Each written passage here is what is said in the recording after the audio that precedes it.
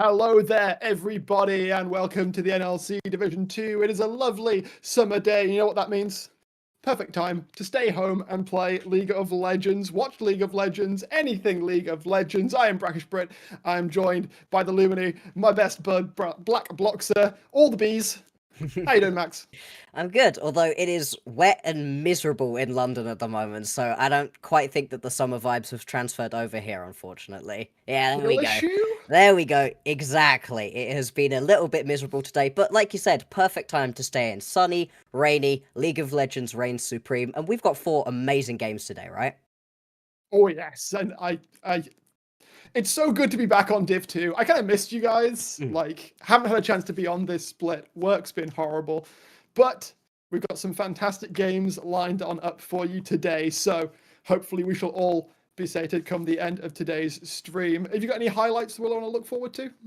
Oh, I mean, all of the games today just look incredibly fun, but Lazy have been looking really good, and Garden Gaming, to be honest, haven't been too bad either. You know, the way that both of these teams have been playing, they're taking wins off of some of our better teams. They have been stumbling against a couple of others, but I think that clash later on today is going to be probably the most exciting, although I don't think any of the games today look like they're going to be boring. Starting off with Fourth Wall Rich Gang, that should be amazing.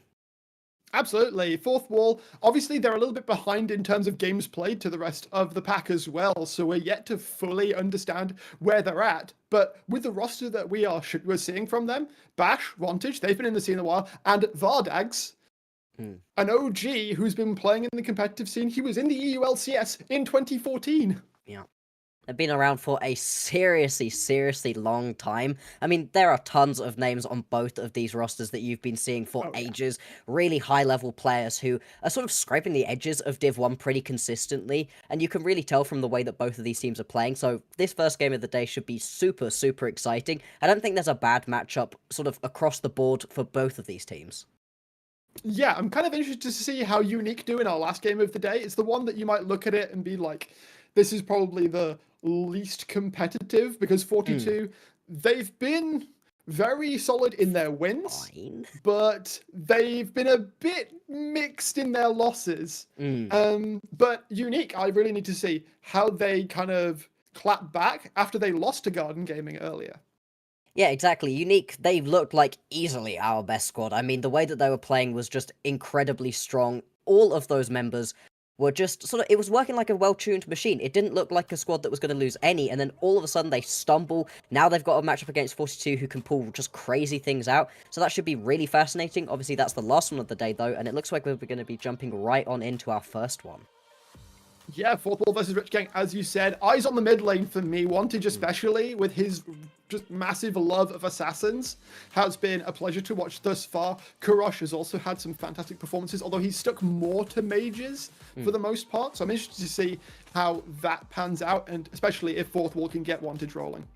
Yeah, absolutely. And I mean, these first set of bans that we're seeing is really nothing targeted right now. This is just the standard bans that we've been seeing again and again. Skarner is the highest pick ban priority that we've had in the tournament so far. Corki 2 has just been completely pick banned, so getting rid of these seems like a pretty good idea, although me and Jay on the last stream a week ago were chatting about the fact that maybe as red side you don't actually want to be getting rid of quite so many of these high priority picks, because there are so many at the moment. If you leave a couple, maybe you can get 2 rather than having to scrape together 1 at the very end. It looks like for the minute though, teams are more than happy to just get rid of those as much as possible. So it would seem, and that's a lot of mid lane focused bans from Fourth Wall, so a lot of respect onto Kurosh. That Victor especially is something I've not seen from anyone else thus far. Brand, however, is something that we've seen played by a lot of these junglers. Bash going to take that right away from Slice, who has been using it a lot. Yeah, Bash has been playing it a huge amount as well. Like you said, Slice likes that one too. So it is going to be picked up first. It gives you a lot of flexibility. Once you've got that AP jungle, you can really move things around. It can also technically go into some other spots if you're feeling exceptionally spicy. Although, yeah, we would definitely expect for it to be in that jungle position. So we'll see what the response is going to be. The Gwen, a crazy thing to first pick.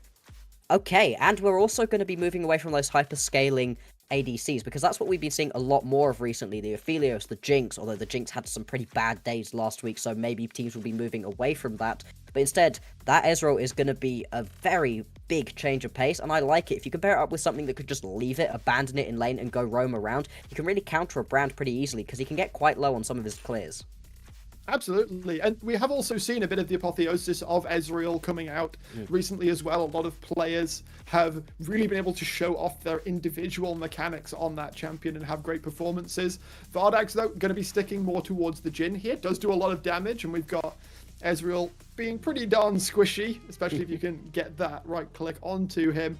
Rel pairs up quite nicely. Lots of CC, make sure that people can get stuck inside the curtain call or close enough to the pyroclasm when that drops. Yeah, absolutely, and we would probably expect to see that support being the final lock-in right here. You know, round that out, you've already seen what your opponents are going to be, and yeah, it looks like the move is going to be exceptionally quick. Kensuke instantly going to be locking in this Rakan, and it works really well alongside the Ezreal. In the 2v2, you can get things going, but also you can just abandon this Ezreal, leave him to just try to survive for as long as possible. You're unlikely to be dove too badly by a Jhin Rel. They don't have the best dive combo without blowing, like, everything, and with the flash and an E, you're likely to be able to get away, and I really want to see this Rakan sort of pair up with the jungle, see what you can do with Slice, and try to get some kills elsewhere. Yeah, Kancha, I think, is going to be decently well unlocked, as you said. Ezreal is basically a free lane unless you play it really, really aggressively. And I don't think Vardags is really going to complain about having a 1v1 lane either, so it's now up to whether Kancha or Grissom can get more done out on the Rift. More mid lane bans coming through now. Vantage's champion pool very much getting targeted. The Zed, the Akali going away. The TF. And, of course, we've seen him so much. Cassante hitting the bench again. Yeah, I mean, to be fair, it's pretty hard to ban out Vantage considering he played some Draven the other day as well. So this guy likes to play all sorts of crazy pickups, not expecting it to be particularly easy to fully ban him out. So what the next pickup for RG is going to be. They could really do with a jungler at this point, I think. You want to leave that mid lane to be the counter, see what you can do for Korosh. Instead, no, they're going to go straight for the LeBlanc. I am really surprised by that. Hear me out. Gwen jungle. Yeah. I was just thinking that. As I was talking, I was like, hang on. Because you don't want to pick the Gwen blind that early on. Are you really blind picking your top laner? Is Typical that good at Gwen? No, it feels like it could just be Slice bring out his little slice of a counter towards his own brand.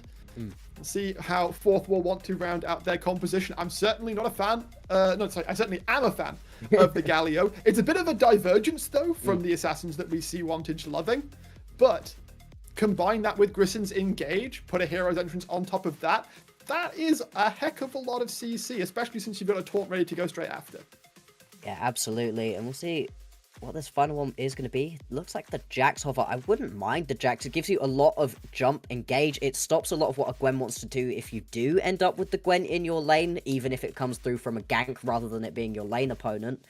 But that is a pretty difficult composition to fully engage with, I'd say, out of Fourth Wall. You've got a lot of just run at the opposition as your way of engaging, which can be a little bit risky, especially when you've got so many dashes and hypermobile champions on the opposition. So this could be a little bit of an interesting one. Renekton gonna be the hover through and locked in, so Gwen jungle probably gonna be. And that is crazy. I mean, I know Typical is excellent, could probably have pulled off the Gwen into whatever matchup you potentially want, but you're going to be much happier to have that Renekton into this matchup. And Renekton nowadays isn't that late game scaler that really can't get anything, early game play champion that can't do anything late on. He's actually fine in the later stages of the game nowadays as just your sort of frontline engage, and I think that was what this composition was really needing. Yeah, he is just going to do that job really nicely. He can be supplemented by Kanshed jumping in and out with the Grand Entrance, going back with Battle Dance. This is an incredibly tricky team that Rich Gang have put together. It's not the most front to back, though. So if Fourth Wall are able to get an out-and-out engage onto them, I fear that some of their squishier members might fall to pieces. Absolutely. I really don't want to see any straight-up 5v5 fighting without there being some crazy flanks off of the Gwen, off of the Renekton. You know, because if you're not doing that, I don't know that these straight up 5v5s are going to be working out, but if you can, as the LeBlanc or as the Ezreal, just find somebody out of position, blow them up, and then head on into a fight in a 4v5, I like that a lot more. There's also some pretty good 1-3-1 opportunities, I think for both of these teams potentially, but really for RG if they can pull those ones off, and that can make it a lot easier to sort of pull fourth wall around the map, make it so they can't just sit and do what they want to do in these straight up 5v5s, because their engage tools are lacking a little bit. You do have the ability to engage if you get a bit of a flank, if you manage to get a sort of death brush going, but just straight up running at your opponents when they are so hypermobile and have as much poke as they do, I think that could be the falling of fourth wall's composition here. Definitely. And I'm also liking that, if you're talking about the 1-3-1, the side laning from fourth wall as well, definitely no slouch. Galio, not exactly the biggest wave pusher, but in theory, he should be able to absorb LeBlanc pressure pretty much forever. And it also means that fourth wall don't necessarily need to have the biggest or, the most like right on the action flank wards, because you can TP in and then drop a hero's entrance after the fact. Yeah. So the Galio should be able to join the fight pretty much no matter what. Yeah, absolutely, and I really do like the Galio. I think without the Galio, I'd be a little bit more skeptical of this composition. I think you really needed something beefy to be able to sit in front of the Jhin, in front of the Brand, because Rel's always going to want to go flying in, and you obviously can do that as well on the Galio, but with that hero's entrance, you could play back a little bit more, sit on top of your carries a little bit more and try to keep them alive. Because of the poke that's going to be coming through, those tanks need to keep themselves ahead, otherwise they're going to get shredded, and then you're leaving your backline quite exposed. All right, well, we are seconds away from finding out how this will go, as we will head onto the Rift for our first game of the day. Fourth wall up against Rich Gang. Welcome to the Rift and welcome to the shop. Many wares he has for sale, as the champions shall join us on the Rift. Early game, it certainly doesn't seem like level 1s would be the major call, unless one team really wants to try and upset the apple cart off the bat. I think it would be a little bit crazy to try anything right now. If anybody's going to do it, fourth will have the slightly better composition, but you would be relying potentially on somebody taking sort of ability they're not particularly wanting to. Vardag showing top though, Yeah. I'm wondering if they're trying to sort of psych out Rich Gang here. It's like, ooh, we're gonna lane swap. When he's by himself, I don't know how much that's gonna bait. Oh, there's a potential opportunity though for Mirai and Kent to end up stepping into. Oh boy, Kurosh knows something's up. Kurosh is well aware that something is up right now, but they don't know what quite yet. They don't know how much they should be worried. There we go. Oh, they're just going to jump out. Yeah. It's all fun. Crash down. It's not going to catch because you always start distortion on LeBlanc anyway. Yeah. So just chill on out as the lane will start in earnest. And as you say, the little bait from the side of fourth wall, not really coming too much, although Mirai getting a little bit of damage. A single auto onto each of the fourth wall bot lane. And the meta doth dictate that bot laners, they don't need to leash anymore. Junglers are doing fine. Yeah, the junglers are going to be just fine in this situation, especially with the Brand and the Gwen. They're going to be able to get through nice and easily. And the fact that they're starting on opposite sides of the map is going to be pretty interesting, though, although that's a big trade bot lane. That is some poke going across, absolutely. Grison is the one who comes out of this the worst, of course. He's got potions to top himself back up. Everyone mostly chilling. Really looking to see, of course, who gets that level 2 first. That will be what makes the difference. It looks like it will be Rich Gang. Yep, pretty close. There's the step forwards. Straight in from Miro. The ignite onto Grison as well. No need to flash. Grison is already dropping down, and Vardags is going to take a chunk for his trouble as well. Rich Gang's bot lane. They ignite the early one. They really do, and that's a massive misstep right there from Grison. This early lane is pretty miserable because you're going to be getting poked out so much. So we are watching the top laners smack each other pretty hard already. There could be a potential solo kill up here too. But yeah, you get poked out quite a lot because of the Ezreal, but you don't have to over-aggress. Grison was trying to be the aggressive one in this situation, trying to pick up a couple of kills, maybe some summoner spells, and ends up giving an early kill over to Mirai. Now Mirai is the sort of player that you really don't want to be giving early kills over to, especially not on the Ezreal. That's going to make this poke lane that much harder to deal with.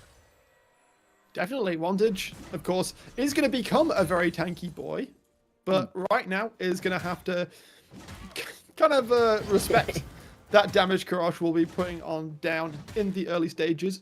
He is able to push the wave quite convincingly low, and right now you're seeing him having to stand way back because Canshare was off vision. Slice could come in at a moment's notice as well. Yeah, this is pretty risky right now. You don't want to be stepping too far up. Again, giving an early kill over to an Ezreal is bad. Giving an early kill over to a LeBlanc can be devastating. Bash is going to be spotted out right here. A dive could potentially happen, though. Typical's pretty squishy. Flashes away from the Seer, though. Won't get caught by the follow-up stun out of the Brand. Grissom is here in the mid lane. Wantage, of course, still dropping quite low. I think after this wave, he may well need to take a reset just for all of that poke damage that LeBlanc is putting down. Look at Vardags having to sit all the way back near his tower, knows that he does not have the license to be anywhere near this wave right now, and it's at a horrific spot as well.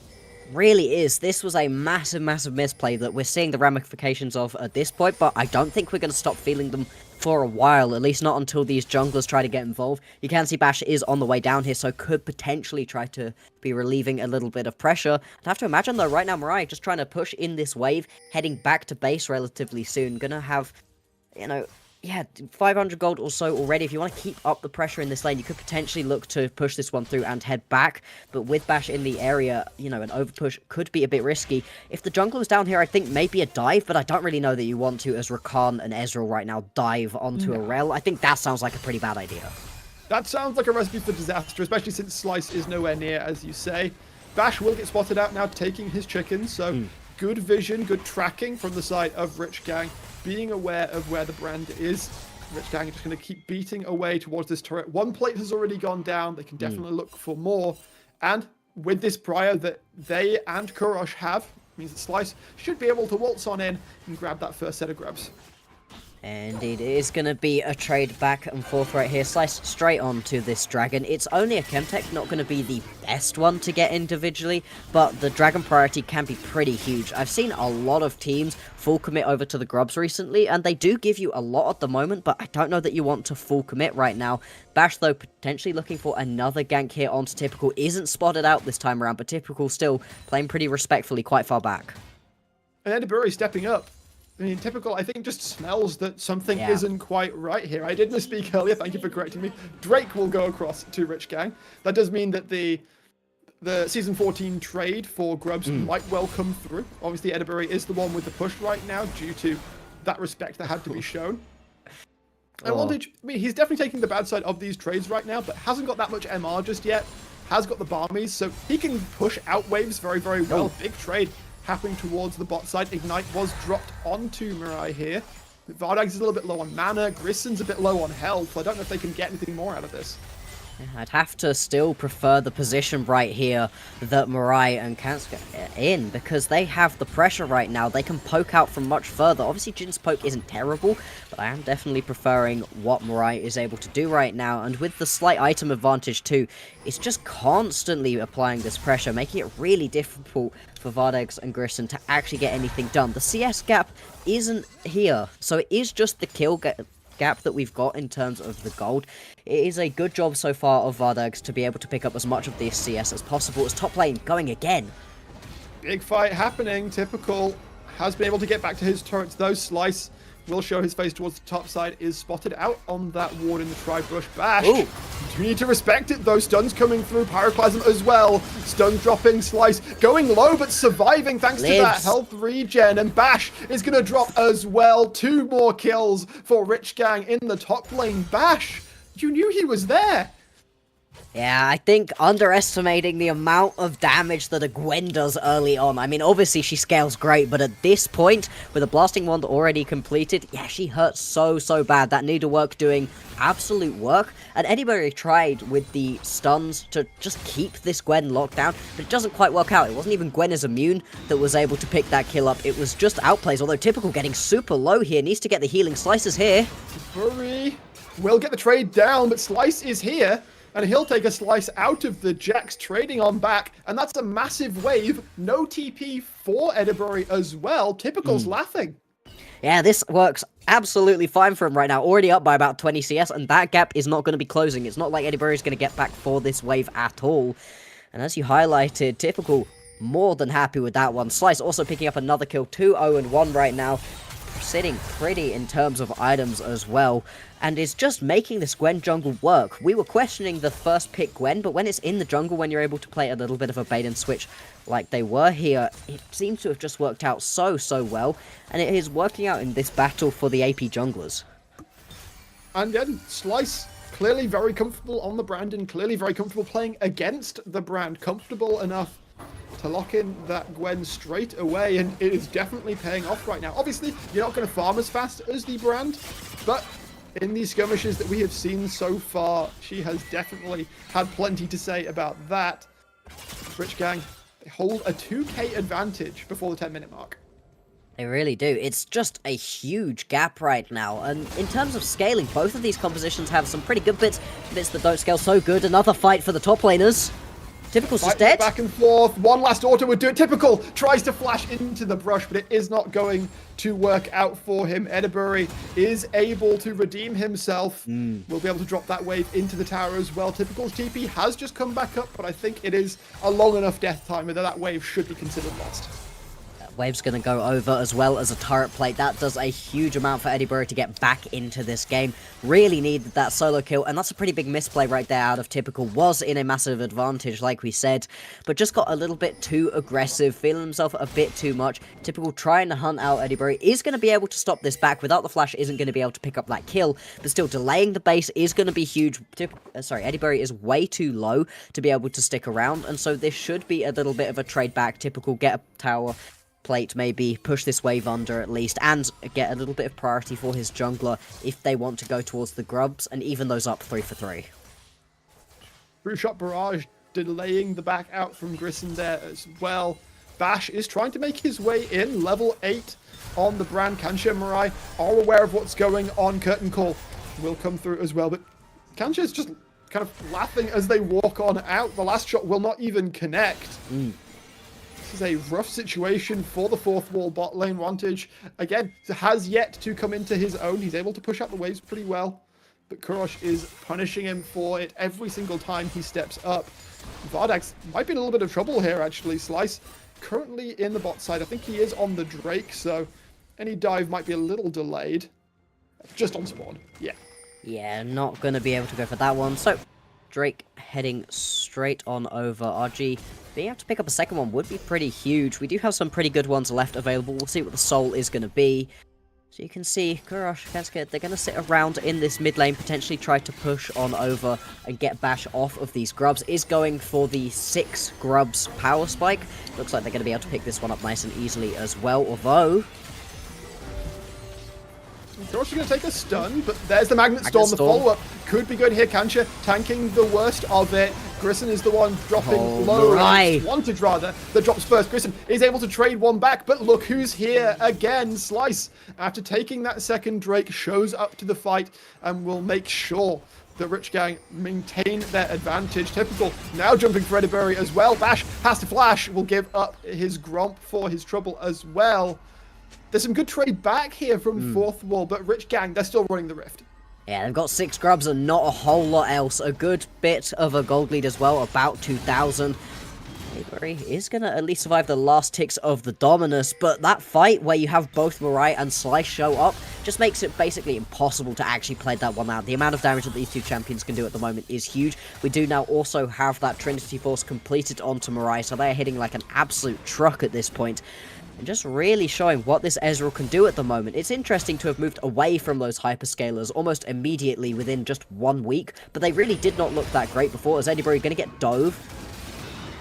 They have actually taken tower aggro though. Yeah. Edebury went in and did not actually wait long enough for Rich Gang to start the dive. Typical is going to drop very low though and will fall down. Kancha here to try and help Slice out. It will be a simple putting a hand up to fourth wall and ushering the Gwen away. Edebury played his hand a little bit too soon.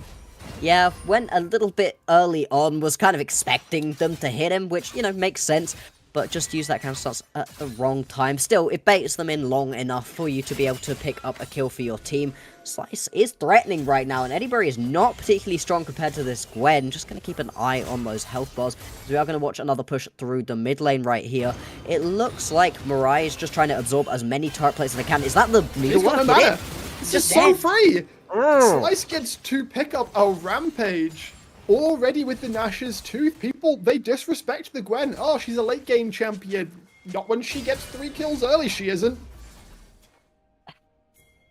Brackish, I quite like Eddiebury as a player, but that did not feel good, did it? That was a play that just didn't need to happen. You knew that the Gwen was in your lane, hanging around. You knew you had no mana.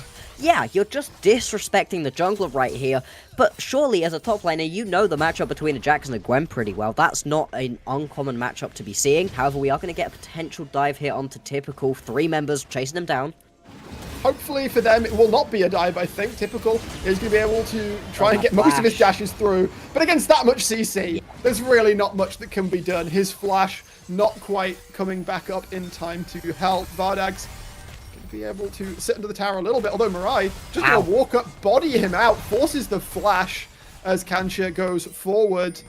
Rich Gang running towards mid. They are going to look to try and contest this one. And that did open up that kill. The opportunity for Eddiebury to take first brick in the top lane. That bot lane turret should fall pretty soon as well, though. Kurosh has been steadily chipping away with it after all that damage Mirai and Kanshia did to it early. Absolutely, we are going to see the move over onto the Rift Herald right now. No real response, despite the fact that Slice, Typical, they're all in the area. However, Eddiebury trying to steal away this red buff is going to get collapsed upon just a little bit. Should be able to just jump away from this one. Yeah, loses a chunk of his health. Doesn't actually manage to pick himself up the red buff either. And like you said, is going to be that brick going down in the bottom lane. With that Rift Herald picked up, though, for fourth wall, they should be able to use that to try to break down this mid lane. You'd have to imagine the bot lane still got a lot of health. Something that's been really interesting to watch this game is the way that Mirai and Kansuke have been playing out this lane, because the amount of dashes, the mobility that this bot lane has is huge, and we saw it really in that mid lane play where they were able to chase Vardags just straight up off of the tower. These two champions work so well off of each other. You get a lot of repositions out of the Rakan when you have an Ezreal who's able to move around so much, and I wonder how effective Fourth Wall are going to be at actually getting on top of Mirai and Kansuke to actually shut them down, because that could be a huge pressure point for them. These two champions are currently working really well. Absolutely, they are currently 2 kills on Mirai and plenty of places to go. Grissom tries to jump onto Kurosh, but again, this LeBlanc, it's pretty much impossible to lock her down unless you have really well-stacked CC chain. First Cloud Drake will spawn onto the Rift in 10 seconds time. That's what these teams are fighting over. I'm sure we'll take some CC, but the Celestial opposition will keep him good and healthy. Fourth Wall are the ones that complete the push first, so they can walk on in. True Shot Barrage will keep eyes on them. There is also that Scuttle Vision that will spot it out. Vardags was the last body they saw, and of course they've still got plenty of vision. Trinkets can go down. The Drake has now been released. Fourth Wall need to decide as the TP is indeed coming through. Trying to group back up. Slices on the flank though. Vantage trying to close in for a taunt angle. As Kancha looking for the quickness. Only has to one. flash to find some chances onto people. Bash found completely wanting off to the side. Vantage also looks for an engage angle. It feels like there isn't one there though. Bloxer as Rich Gang are chasing them down. Eddiebury, though, goes back in, tries to find Mirai. He will not be able to do it. It's a double kill for the Ezreal, and Rich Gang will relent, happy enough with another one fight and the Cloud Soul point. This is part of the issue with Fourth Wall, the reason that they haven't been able to pick up as many wins as they would have liked. Team fighting just in the wrong situations a lot of the time, and we really saw it there. The sort of flank we saw out of Slice, well, it wasn't the hugest thing, it was just enough to be able to split Fourth Wall up, get them on their toes, make them run away, and then the poke, the chase that you have out of these hypermobile champions was just huge right there. A really great fight for Rich Gang. They're going to walk away with a third Drake already on soul points at just 17 minutes into the game, which can be huge. Next 5 minutes they can fight around this upcoming soul, or they can leave it alone entirely. They don't need to fight for some Drakes for a while if they don't want to. They can instead focus around the Baron when it spawns. I really, really like the way that Rich Gang have been playing this one out, but we're going to see a big siege onto the mid lane here. Yeah, TP coming in to keep that minion alive. Look at Bash's health, though. Whoa. Might not matter all that much as the damage turned back around. Kurosh is the first to drop. Slice goes back in, though. Goes unstoppable. Vantage will drop as well. The rest of Fourth Wall will have to fall back. The turret was not claimed. Rich Gang still looking for more. Mirai looking for that angle. 404 on this Ezreal. 1.5 items completed. Fourth Will. They will survive. There's no wave for Rich Gang to play off at the moment.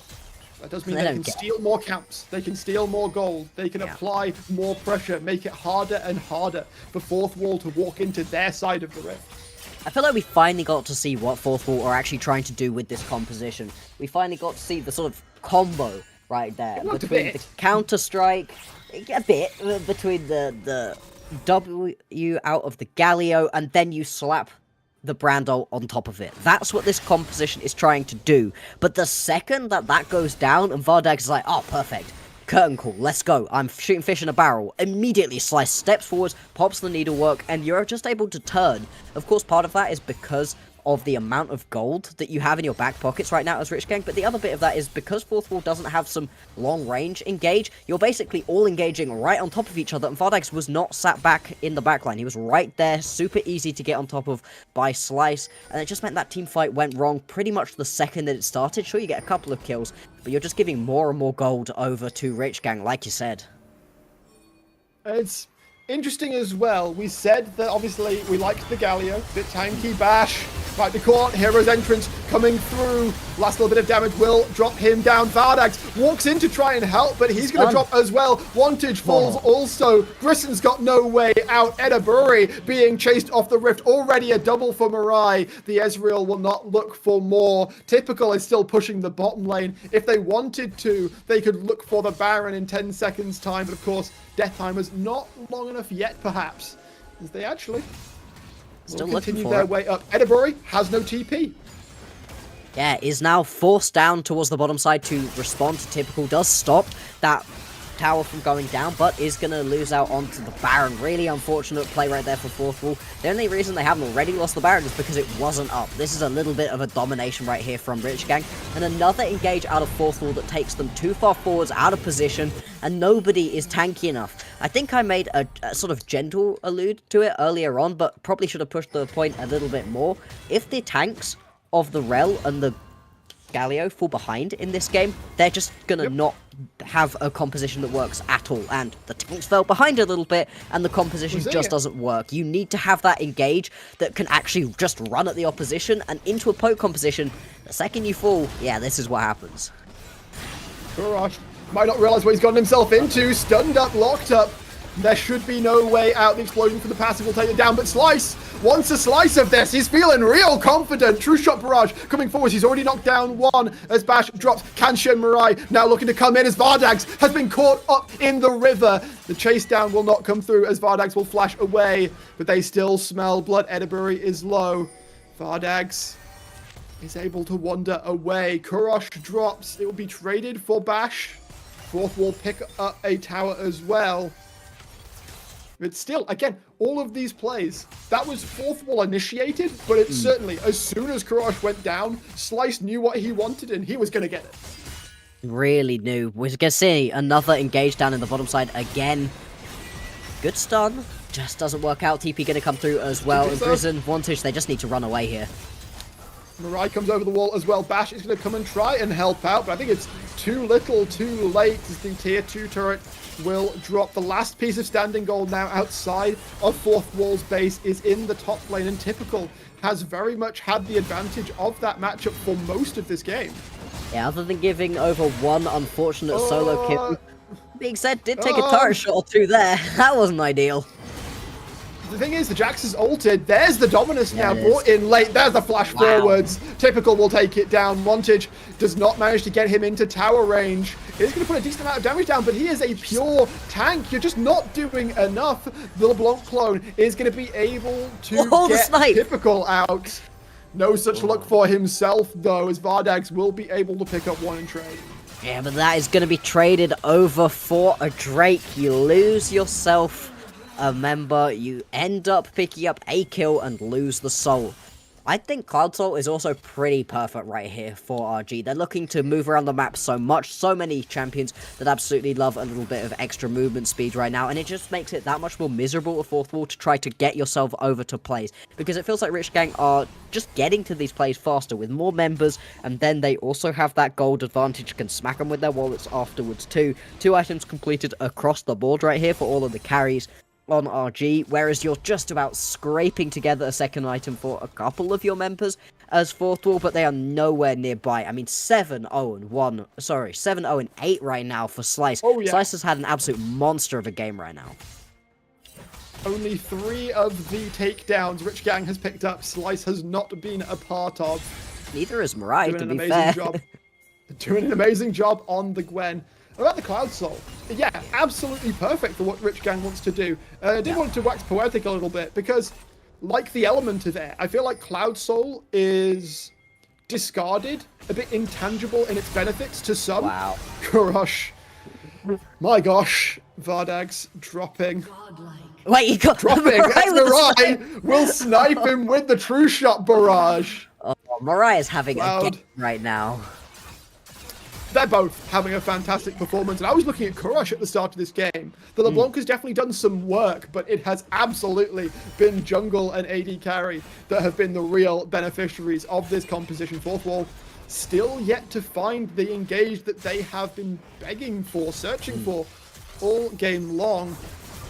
The push comes through now. It might be this sort of moment that Fourth Wall can find the kind of fight they want in that situation where Rich Gang have to commit to try and take one of these towers down.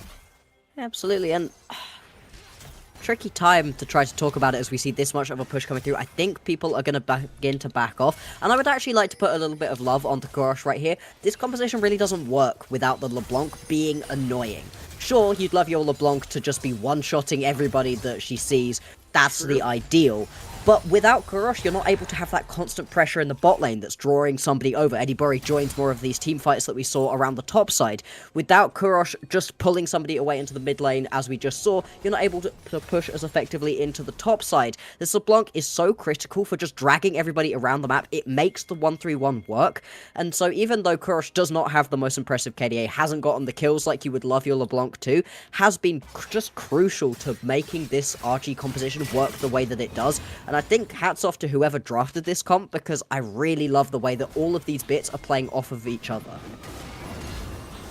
It's played off each other so well that Rich Gang is 11,000 gold in the advantage of 25 minutes. A second Baron is joining us on the Rift in 35 seconds.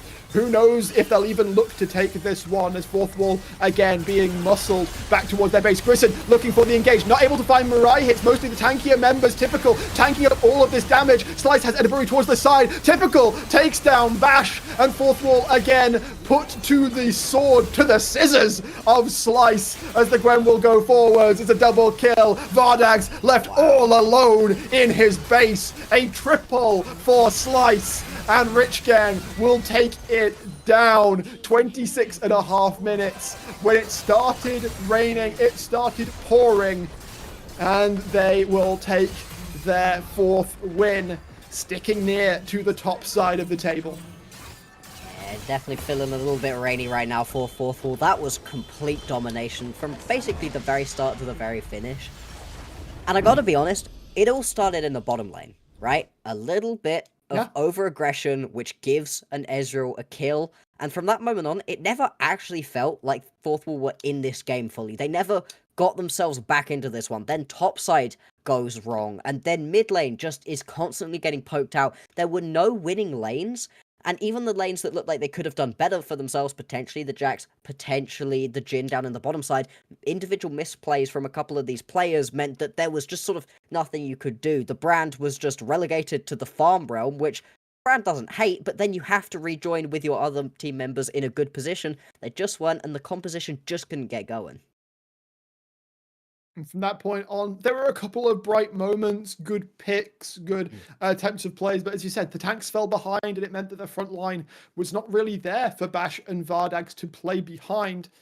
will end up being a loss for Fourth Wall. We'll see them again a little bit later in the day against Lazy in Life. But before then, we've got plenty more games. Well, another game, and then that one. However, before that, we do have an interview coming in. Thank you, Zoe, on production. When it rains, it pours. We do, however, have an interview coming in very shortly, I believe, with a member of Rich Gang. If I was not much mistaken, break first. Sorry. We will be throwing it to a break, and then we will be back with an interview with the victorious Slice. We'll be there in just a couple of moments' time. Don't go anywhere.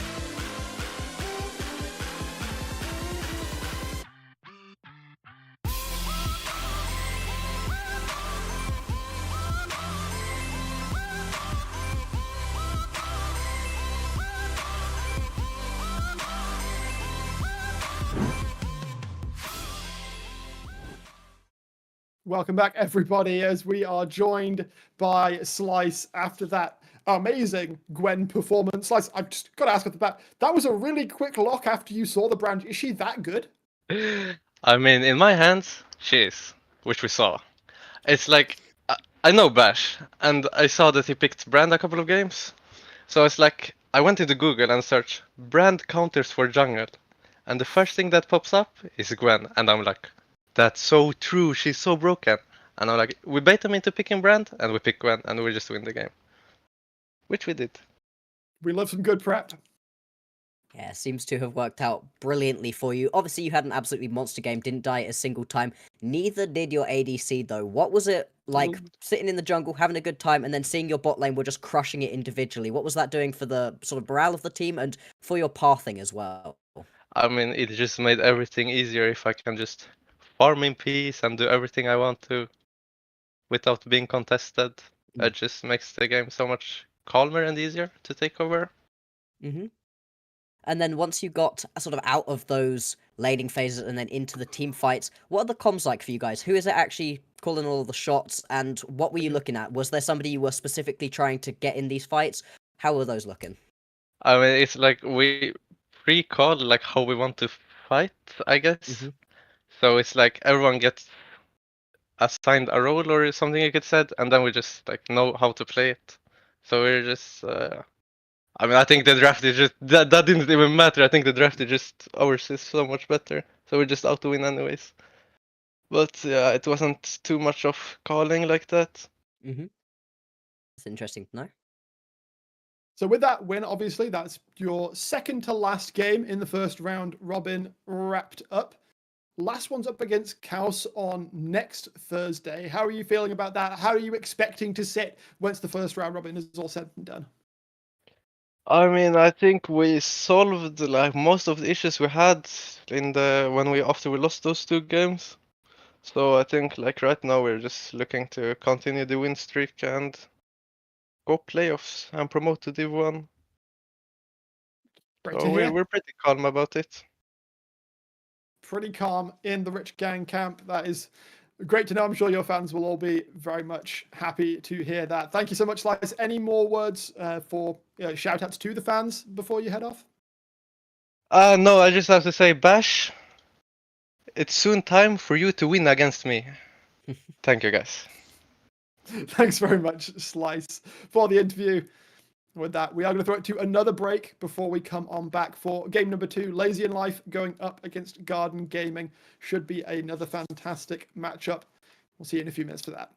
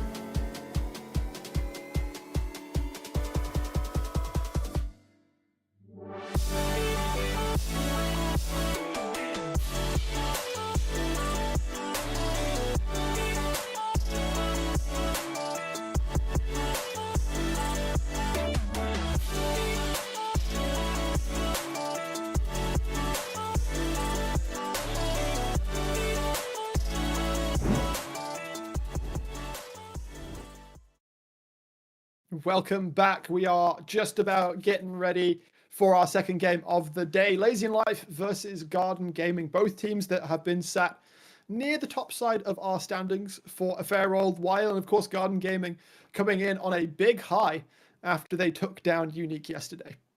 Yeah, absolutely. I mean, Unique, they were just dominating matchups. It wasn't just they were winning. It felt like the other team didn't get a chance to play the game whatsoever. And so for Garden Gaming to just waltz on in and beat them like that, They completely flipped the script. yeah. Like, Unique were the ones completely unable to play the game. I'm looking at the stats now, and it's like It was domination. domination pretty much in every lane, in every form. Uzol especially, that top lane, doing fantastic work on that Rumble. And Unique, obviously, we'll see them a little bit later today. We'll see how they can bounce back when they play against 42. But let's talk more about Lazy in Life as well. Of course, they do have a bit of a good luck charm in the bot lane. Tidebringer, 100% win rate in all of the games he has played since the RPS. Yeah, he's been just so strong for a really long time as well. We often have players who have massive peaks, but not fall off, but it comes back down again. Tidebringer seems to just be on a roll at the moment, basically unstoppably. It's going to be really interesting to see what he can do up against MKL, who is usually one of the better bot laners that you see in pretty much every league I've ever watched him play on. I mean, just so crazy insane. And thank you very much for our stats, people. 100% win rate right here on the Seraphine. I mean, crazy, right? The amount of wins that Tiebringer's been able to pick up, but MKL, no slouch either, and I think this is going to be a really fascinating back and forth matchup. Absolutely. And I think the Seraphine speaks a lot to sort of the style the team shows as well. I mean, you pick the Seraphine in bot lane, that opens up the mid lane so Piebald can play things like the Corki that we have seen him pop off on so many times. And of course, AD mid laners being on vogue at the moment as well. Having that versatility in your bot lane is very, very important. Yeah, absolutely. If they can make this bot lane work sort of the way that it has so far for them, I think that Lazy and Life are going to be in a really good spot to be able to pick this one up, but you really can't just look at Garden Gaming and go, oh, we're going to be able to beat you out. I mean, I think Squidly's been someone to really watch as well in this mid lane, has just been looking super strong recently, has been bringing a lot of varied, interesting picks to the table as well, and Piebald, I haven't seen so much from him that's making me think, next level player. Obviously, would love to be proven wrong, would love for this mid lane to be able to pop off, but that could potentially be somewhere Garden Gaming could try to play around. Certainly. And like Strato in the top lane, Miltrick in the jungle, also no slouches either. They have both had some great showings in various of their matches as well. I'm looking to try and focus in more on the bot lane though, because we already talked about Tidebringer. MKL doing pretty well for himself as well. Has been like even in their loss, they've been pretty consistent, Pretty good, and they've always been contending. Like they've never been smashed in a game, even in their 2 losses. Yeah, and it's just a bot lane that is really fascinating to watch because MKL, known usually for getting pretty aggressive, but to be honest, has been playing bot lanes in this tournament so far that are a little bit more sit-back scale. Obviously, the Jinx, as we were saying, has been high priority previously, sort of fallen off, but also things like the Varus, the Ashe, champions that you're not really looking at as, they're going to be the next level, super aggressive early on. You're kind of more trying to just play out your laning phase, get into these team fights, front to back as best as possible. Maybe it's even the poke Varus or an AP sort of variant of the Ashe she can build in a pretty large range of ways. And so, interesting to see. I would like for MKL to pick something up a little bit more aggressive potentially. Obviously, if it ain't broke, don't fix it. But if we are seeing the meta shift away from these late game scaling hyper carries to these more early game focused picks, if we are going to get to see the Jhin, the Ezreal, maybe the Draven, something like that picked up, then I think MKL could pop off even more than he has previously. Rather than just not getting smashed in any of these matchups, actually be the one to be able to just completely take over and dominate a lane. We'll see if they are able to do that. I feel like in the Tidebringer lane, that might be a bit of a challenge. Like Seraphine, if she does come out, of course, not really the champ to win a lane, but also very hard to hard crush unless you can really lock her down in the early levels. Yeah, it's one where I'm like, do you just ban it, right? Do you really want to give over this Seraphine? Maybe. Honestly, I wouldn't be against it. Yeah, I think in terms of champions where I'm just like, I think you can just sort of get rid of this one, don't worry about it too much. I think the Seraphine is sort of the highest of those priorities. Obviously, when we have a look sort of at what Sim likes to play, it's very aggressive. Really likes to play these big, beefy frontliners, the sort of Alistair, the Maokai, some Rakana as well. The sorts of things that can just go in. That works pretty well alongside a Seraphine, but it doesn't work as well in the current meta alongside most other things. The Ezreal also works, but those two, you could potentially get rid of them. We've seen how strong the Ezreal can be. I'd love to see a Seraphine ban here. I think you need to force Tidebringer onto something different. It sort of rock the boat a little bit, because the way Tidebringer is at the moment with the head of steam he's got from the RPS, the way that he's playing on the Seraphine, I think at the moment he's just too comfortable, and you need to make him think about something different, and maybe that's the way you can sort of pull out a lead in this bottom lane. Take him off autopilot. I like it. And yeah, perhaps giving MKL that little bit more of an aggressive bent towards the bottom lane might just be the thing to do it. Of course, also looking up towards the top side, as we said, Uzol in their previous game did pop all the way off on the Rumble. That's not to say that Strato is any kind of slouch. Obviously, we've seen quite a lot of Cassante out of them. That's one of those few matchups that can at least survive the Rumble matchup. I mean, I don't know how many players in Div 2 have an Udyr in the wheelhouse, because that's one of the champs that can actually beat the Rumble down. Absolutely. It's really fascinating to see, actually, looking through a lot of these top laners' stats and seeing what they play, because it feels like basically nobody, if you just look up games played, actually plays the Skarner, but that's just because it's been banned the entire time. You just can't play it. But if you are being forced to ban away the Seraphine, maybe the Ezreal too, if you are trying to sort of rock the boat a little bit, maybe that's a situation where you do actually end up allowing a Skarner to slip through. I think both of these top laners would be absolutely fine playing it. And you talk about, how Uzol likes to pick up this Rumble, but it's not like Strato doesn't play it either. Strato also has picked up the Rumble, has looked really good on it as well. So either of these top laners could go for something, and I hope that we do get to see a really aggressive top lane matchup. I think the only matchup I'm not expecting to see massive explosives in is this mid lane, and I think that's sort of been the way it's been for at least 2 years at this point. The mid lane isn't the focus beyond what they can do when they roam around into other people's lanes. There's occasional solo bolos coming in every so often, but for the most part, as you say, it's all about how well they can enable their side lanes. A nice early Zyra ban will be posted up by Lazy in Life. No? Wait. Which side is which here? Hang on a minute. I'm gonna imagine that the names are correct. Okay. So, Lazy on the red side, Garden Gaming on the blue. That checks out a little bit better. And there is indeed the Seraphine ban that you were extolling the virtues of Tidebringer. Is going to have to show us something else in this game. Yeah, I really like the fact that you get rid of the Seraphine. I just don't think that allowing that Seraphine through was going to be a good idea. He's just too good on it, right? If you give it over and you lose to it, then you're just another stat. You're just the 6th person to have lost to this one. Get rid of it. Force him to do something a little bit different as... Was that a missed ban?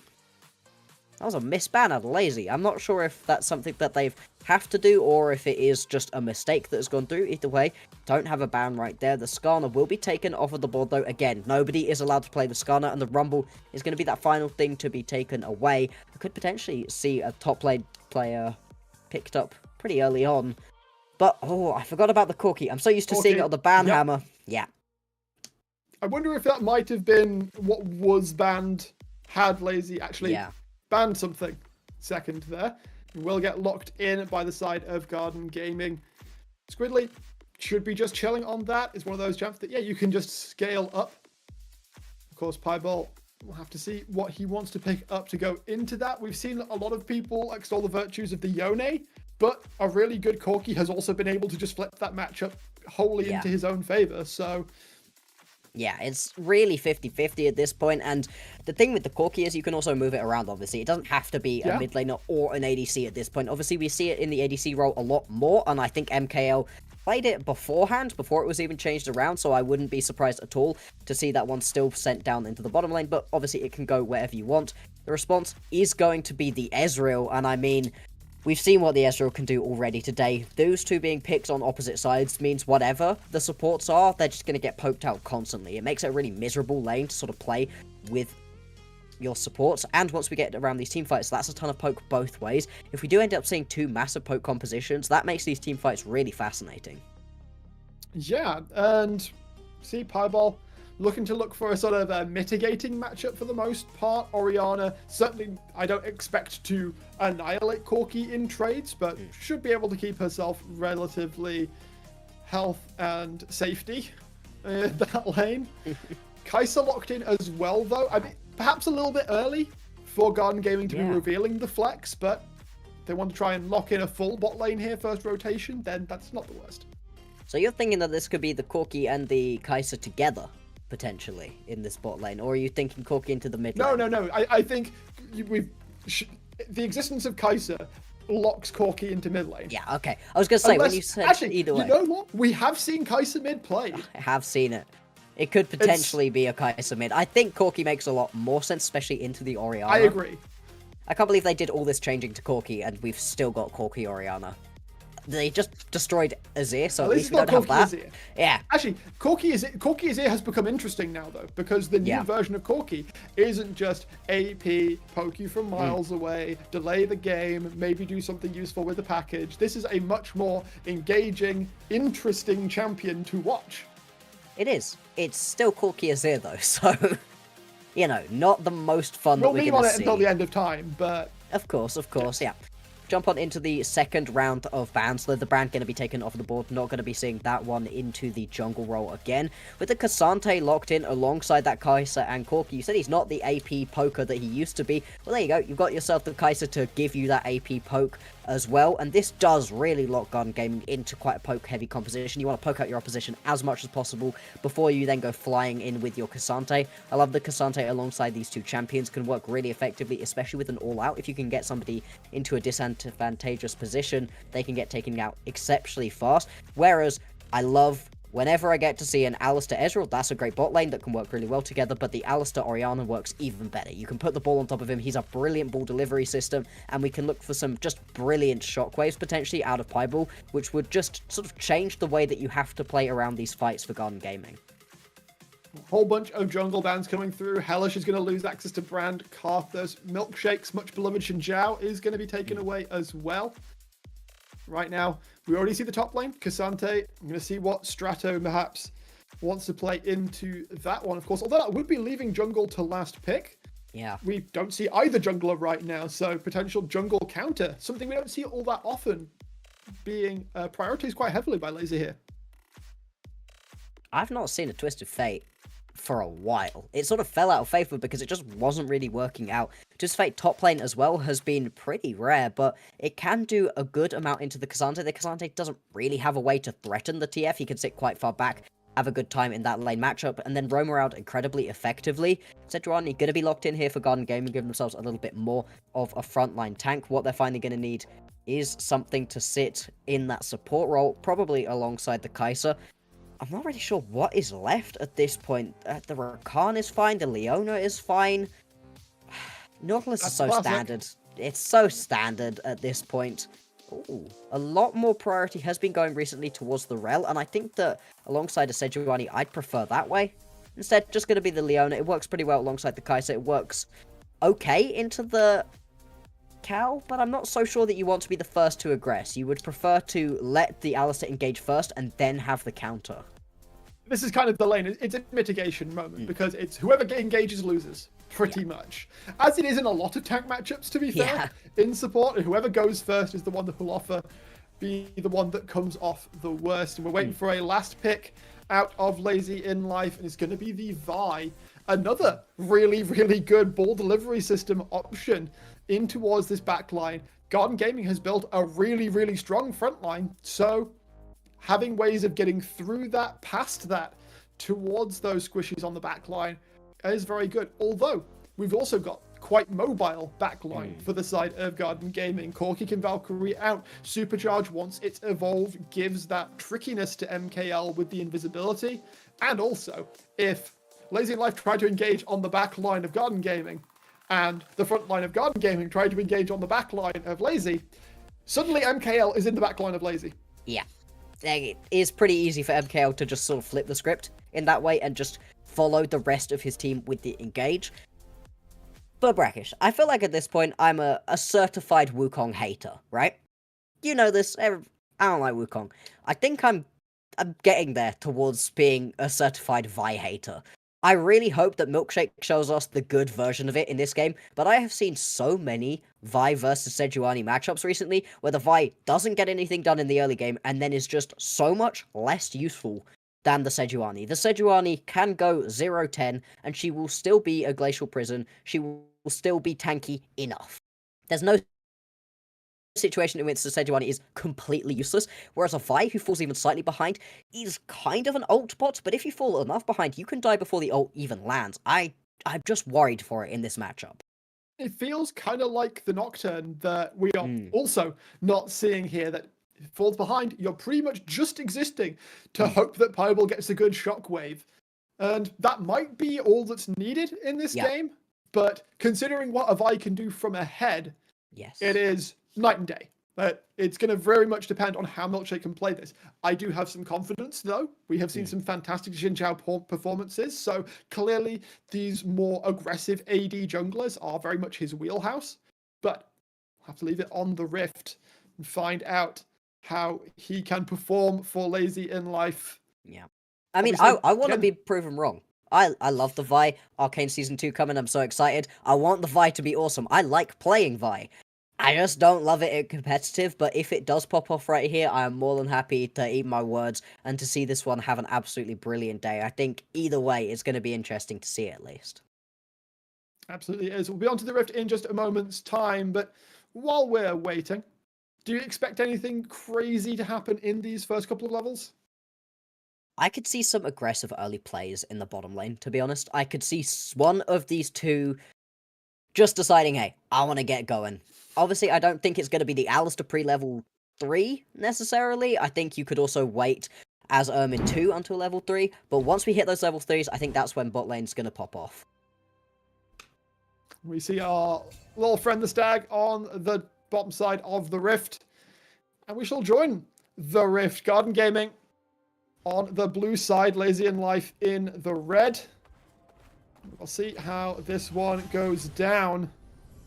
Also, there is a little bit of invade potential from the side of Garden Gaming. Obviously, just Leona exists. Yep. That's kind of what she does. A little scary. Right now, I'm seeing a whole bunch of line of scrimmage. 30 seconds until Everybody sort of just setting themselves up, waiting to potentially step forwards. I really don't think we're going to see any crazy shenanigans during the early levels, to be honest. I think both of these junglers would like to be able to just get their first set of camps going. I'd be really interested to see what they do, where they decide to start themselves off, and where they're going to end up, because I would love to see some sort of 3-camp to gank out of Milkshake. Try to just get going as early as possible, accelerate this game, and make it so that you're forcing Hellish out of the jungle and into these lanes, having to gank. Obviously, Sejuani does gank pretty effectively too, but if you can force her out from farming, you can begin to get the Sejuani falling a little bit behind, and Vi can just play proactively a little bit better.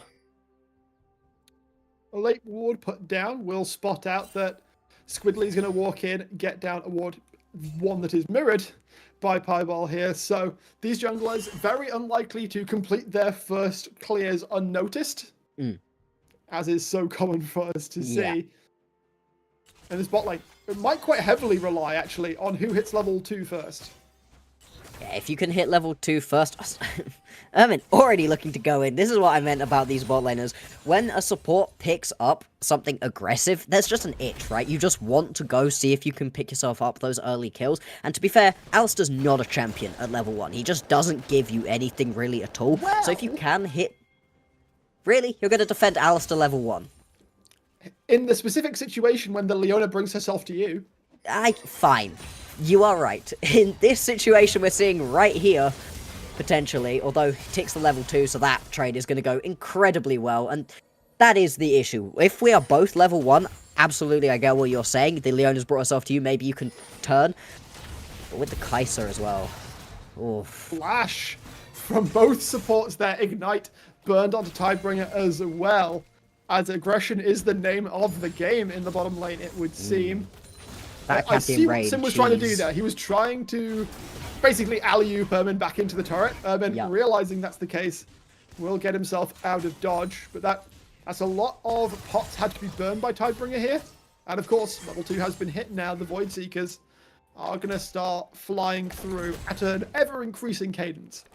Yeah, it's just going to be so difficult to play out this matchup once you've already lost so much health. Obviously, with the Ignite going down from Ermin, that's a little bit of pressure relieved, but your jungler isn't nearby despite the fact that your lane's been pushed in so far. It's a really tricky position to be in, and the Acathian Range this early on just do so much damage out of MKL. You can really use this early aggressive Kai'Sa very effectively versus the Ezreal. This is sort of the opposite side of the coin. When you first get the kill, as we saw in the previous game on the Ezreal, he can just be so oppressive, but if you lose out in the early trades, especially with an Alistair beside you, it can be really difficult to play these ones out. Hellish is in the area, but there would be a ward spotting him out if he wants to get too aggressive and try to help out his bot lane, see if he can pick them up some early kills. It looks like Ermin is gonna look just to go in again in a second anyway.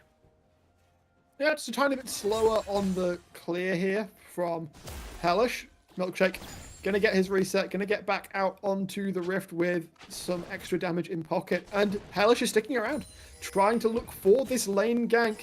If they can find Sim, then that could be particularly good. Obviously, Tidebringer with the cleanse, with the flash, probably quite safe, but they're going for the cow. Sim is going to be just easy pickings for first blood. Tidebringer didn't have to burn flash just yet. In fact, Milkshake now coming in. Ermin taking a lot of damage. Milkshake will be able to take that one down. Tidebringer able to get out with a sliver of health remaining. Plasma not procced by MKL. Good read from Milkshake to be able to trade that one back. Yeah, and came back into that lane having already based. Oh, Strato so close to dying right there. Obviously does have the gold card as a little bit of extra protection. But yeah, because of that quicker clear out of Milkshake, was able to get back to base, come back with those double longswords, so does a lot of damage at this point. This is what a Vi can do early on. Sim, though, has taken that death and headed straight back up towards the top side. Ermin, reading it really well, is also going to be here. Can they? Looking for the they can go in. Engage. No 6 for Uzol, though, which means the chase down, not really possible.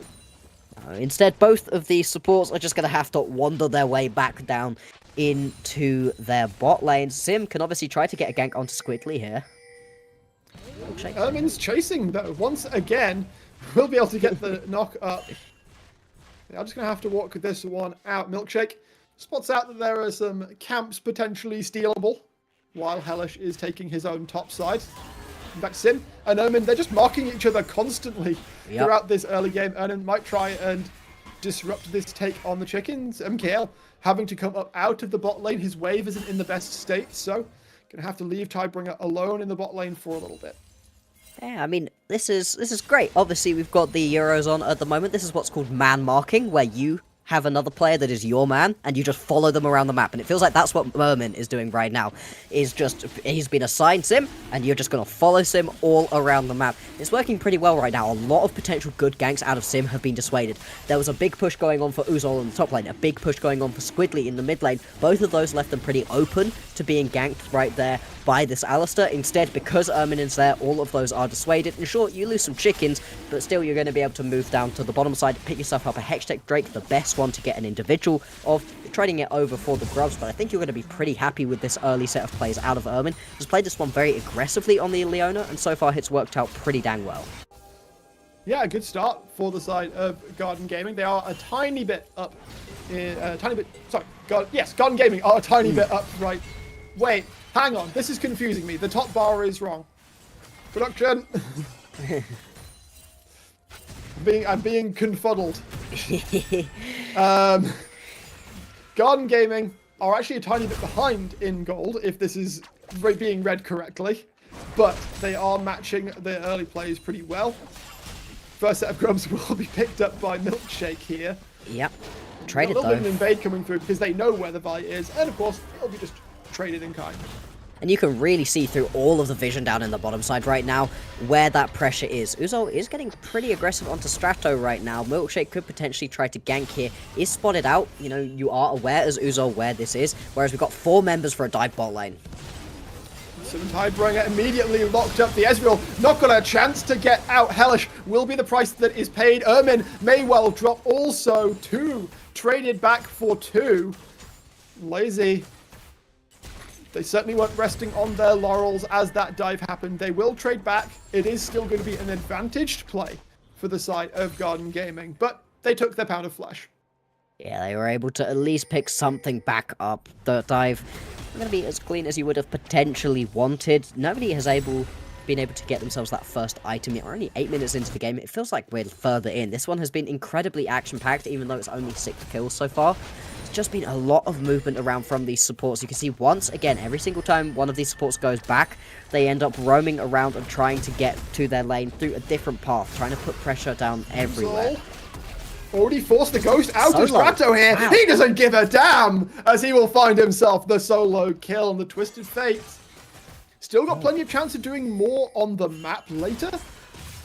But not looking too hot ideal. right No, I said that it was a pretty good lane matchup for the Twisted Fate as well. That was a good land.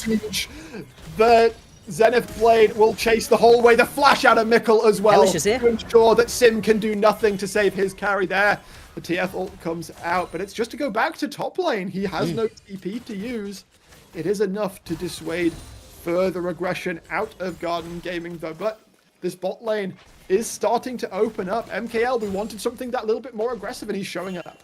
I really did not expect that Zenith Blade to land, but Ermin right on the very edge of the hitbox right there. He's able to pick up Tidebringer. That's the joy of the Leona into the Ezreal matchup. If you can land the Zenith Blade, you're going to follow him. You can go follow along and pick up kills for your team.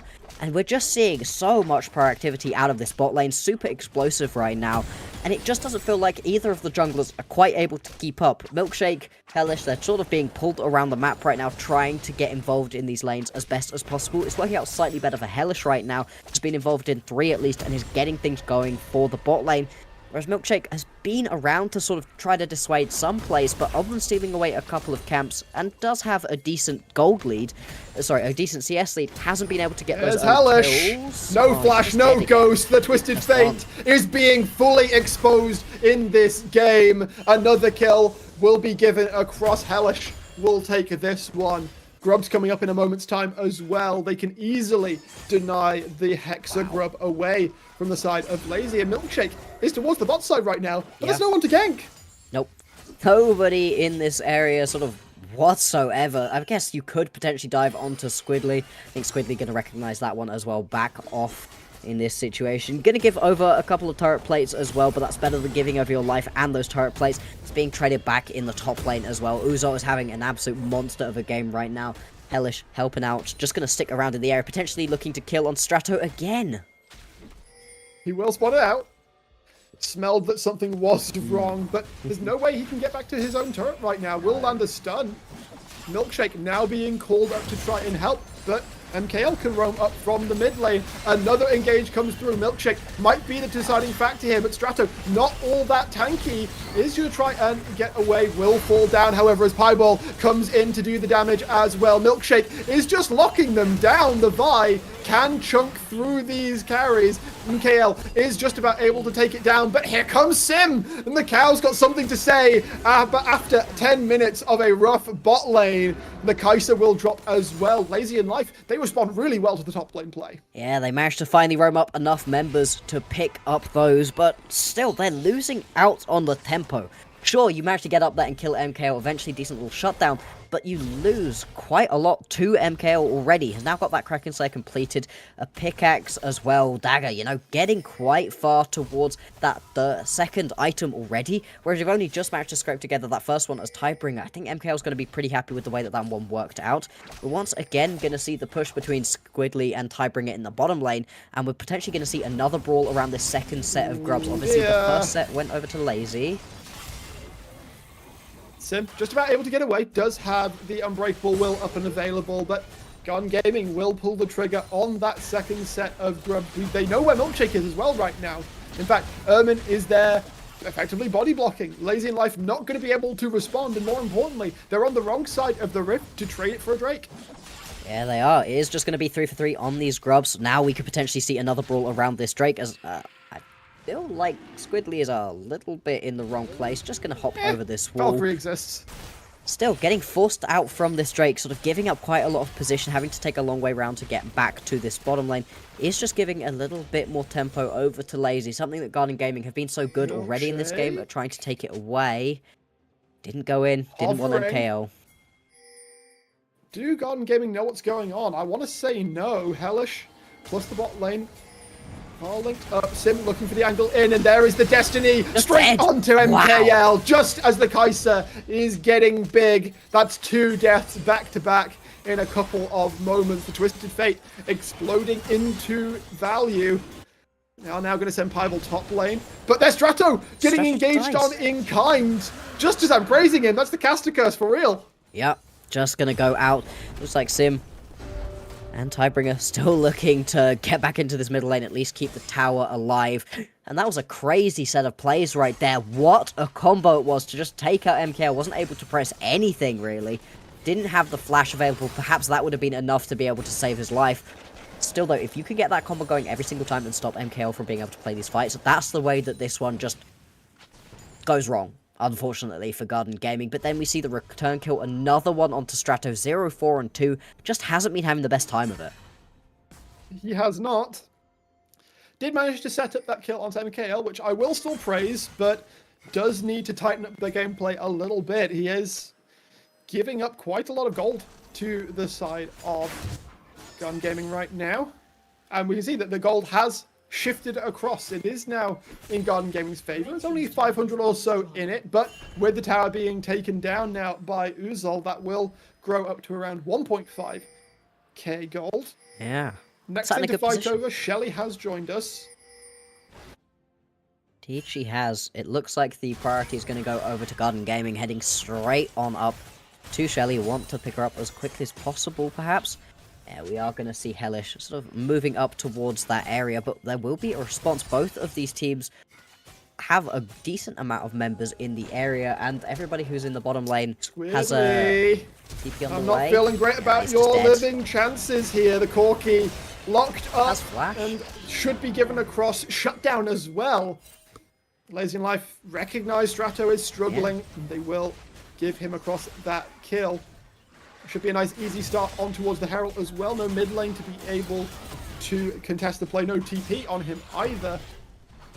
That said, there are a couple of members stepping into the rover, just seeing maybe if Lazy get a little bit careless with their positioning. Yeah, you've always got the potential hard engage that you can pull out instead. Uzol just going to bully away this tower from Piebald. Just is not able to step up in this situation. Forced away pretty effectively, and that's going to be a good injection of gold right there for Garden Gaming, keeping themselves in the lead only just at this point. And it has been a really effective sort of late mid-game out of Milkshake. That was just really well played. Couple of ganks, picking up a lot of kills. Now has that Sundered Sky as well, so it's going to survive in these engages for a lot longer. And with that +2 longswords, is going to be in a really nice position to just try to 100-0 someone, especially if you can work in tandem with someone else. Bodying out Squidly from the top side, making sure that Strato has the freedom to take down that top lane turret. But now Milkshake might be in some trouble as Hellish is looking to zero on in. Glacial Prison does not land. They're able to dodge it away. The slows can now come through. Permafrost stacking up. One more auto would do it. Not quite able to land. Milkshake able to get away. As you said, has done some great work picking up some extra objectives for Lazy in Life. Gold still tantalizingly close. 1 Drake apiece, 3 Grubs apiece. 1 tower advantage of Garden Gaming. It's not gonna make that huge of a difference. that is a Destiny. Aggressive. That's an aggressive Destiny out of the Strata right there. Strata really hasn't had the best game so far. Has tried to be proactive, managed to get 1 good proactive play alongside Piebald, but for the most part just hasn't quite been able to get this TF working. Still is going to keep trying to get aggressive. Perhaps you can try to get onto Uzol right here alongside Milkshake. Looking for it, but all out is used. Strato still trying to find the gold card. The flash will ensure that he is not able to be locked down. Perhaps could have used the Destiny right there to try chase. Yeah, with the body's committed towards the top side, you can see. Squidly going to be able to shove in that bot lane. alongside Ermin might be able to steal away a camp or two, or just again have that vision down so Lazy are on notice, are having to be a little more considerate of how they move around the map. As we are going to see a potential another fight between Strato and Oh, Uzol yeah. right here. I think Strato might just, I was going to say be dead again, but with the Ghost Pop's just going to be able to run that one away. Still, going to have to go back to base once again. Obviously, doesn't have the Destiny up to try to join in this potential fight down in this bottom side. Drake spawning in 20 seconds time, and a good position on it right now for Lazy. With the Cloud Soul, it is this game. Milkshake potentially looking for an angle. Hellish is going to be the one taking a lot of damage. You got a lot of help, but you need bodies to join. Uzol has TP'd in on the flank, though. Tidebringer late to the play. Milkshake will be able to take this one down, but the rest of the fight doesn't look to be going all that well for Lazy. Sim has to flash out. Tidebringer cleansing, using the Blast Cone to try and escape. Ends up being a 1-for-1. The jungler of Garden Gaming being down means quite a lot, though. Milkshake can just wander in and take they're away just the gonna Drake go if he mid. so pleases. Instead, it looks like Lazy, they're just going to head mid, try to get down this tower. They're also Okay. going to pick up a mill. They do. Squidly coming in from the side, trying to make it happen. Flashes out after taking down Milkshake, and that's a jungler down. So Lazy now can't start up the Drake safely. This one has been crazy back and forth. Hellish has obviously been able to respawn in the time that all of this is happening. The posturing still going on right now. You can see Pybo headed up towards the top lane, does have the TP to try to rejoin potentially. This fight just does not want to end quite yet. It looks like Lazy, though, they may have exhausted all of their abilities. There's a lot of summoner spells and ultimates no longer available, and so they're just going to have to concede over this Drake. Perhaps over-aggressive trying to go for that mid lane play. They don't even pick up the mid lane tower, go 1-for-1 in terms of kills for it, and then lose the Drake. Garden Gaming will indeed pick up their second Drake. Again, we're still looking at a very, very close game. A little bit of over-aggression from Lazy, I do agree. We're now settling back into the status quo a little bit. We've got Oh, bot Baron lane. coming up. Destiny They wanted does it. not find Squidly. No, they really, really wanted it, though. Milkshake and Strato is a great combo to be able to just take down whatever is in front of you. A load of you're lockdown on the between the first gold CC. tide. Yeah, you got to get there, though. And there's a lot of mobility on the opposition. That being said, MKO Ermin, it looks like they're going to get Dove in a second, potentially. Milkshake is also watching Hellish right now, though. Stole away the red buff as well. Cheeky. Gets out, too. Will be able to get away with his ill-gotten gains also. Now once more, just gonna head back in. Hellish forced to smite away onto that chicken. That is the job of a Vi, to just be as annoying as possible. So much mobility on this champion to be able to step up, try to steal away camps, and then get out. Obviously, we do have the Baron spawned about 30 seconds ago. We're still not that far into this game. Mid lane tower on its last legs right now, and it looks like Lazy would really like to pick this one up. As it is, though, just Sim trying to pick it up, and yeah, the Alistair doesn't really do enough damage right now.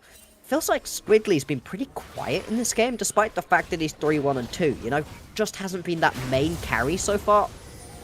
That was nearly a steal away. It was a closer steal than it perhaps needed to be, but Yeah. they Could will be have able to been pick worse. that up. And they're still completely neck and neck. Uzol continuing to shove in these waves. Strato has completed the second item now, so it is starting to become a little bit scary. Squidly was targeted, but Sim not able to combo properly. They're trying to find time. Tidebringer just dead? Wow. Squidly will drop it down. Sim, doesn't matter if you have the unbreakable will, you will still be broken. Pybel now coming in looking for the angle. That's a great shockwave onto two. Squidly will be the price that is paid as they're trying to play it back. Still a 3v4 as Uzol comes in. Milkshake going to be able to escape to the side. Strato lands the stun onto MKL. Will land the double kill as well. Traded back those. Milkshake now looking for the over-aggressive from Milkshake. Ermin not going to be able to find it. He's tanky, but not tanky enough. Uzol for a second considers looking for Pieball, then thinks better of it as once again Garden Gaming just barely come out ahead. These fights are going really, really long, and it just shows that Garden Gaming are a little bit tankier. They're able to survive for just that bit longer with a Cassante, with a Sejuani. I mean, the Sejuani I got two words for you. Yeah, go on. Warmog's armor. Yes. Complete on Sejuani, Exactly. completed on Leona. you just live forever in these fights. It's been pretty tricky so far for Hellish to actually be able to get in and out long enough to be able to regen. Obviously, just using the health. Now has a Zeke's as well to just live for even longer. But Ermin actually has been very good at weaving in and out of these fights long enough to just get a little bit of extra health back, then get back into these fights and keep being annoying as any good Leona should be. And it's just working out a little bit better right here for Garden Gaming. They're still just so even on gold. It's barely 800 between them. So we can see individually where these gold leads are. And yeah, MKL is still definitely winning out on this fight between Tidebringer. When we look the other way, though, there's a pretty decent lead in the jungle right here for Milkshake. Milkshake does crazy damage, and with that Sundered Sky, lives for a huge amount of time in these long fights too, with all of the healing you get off of first hitting champions.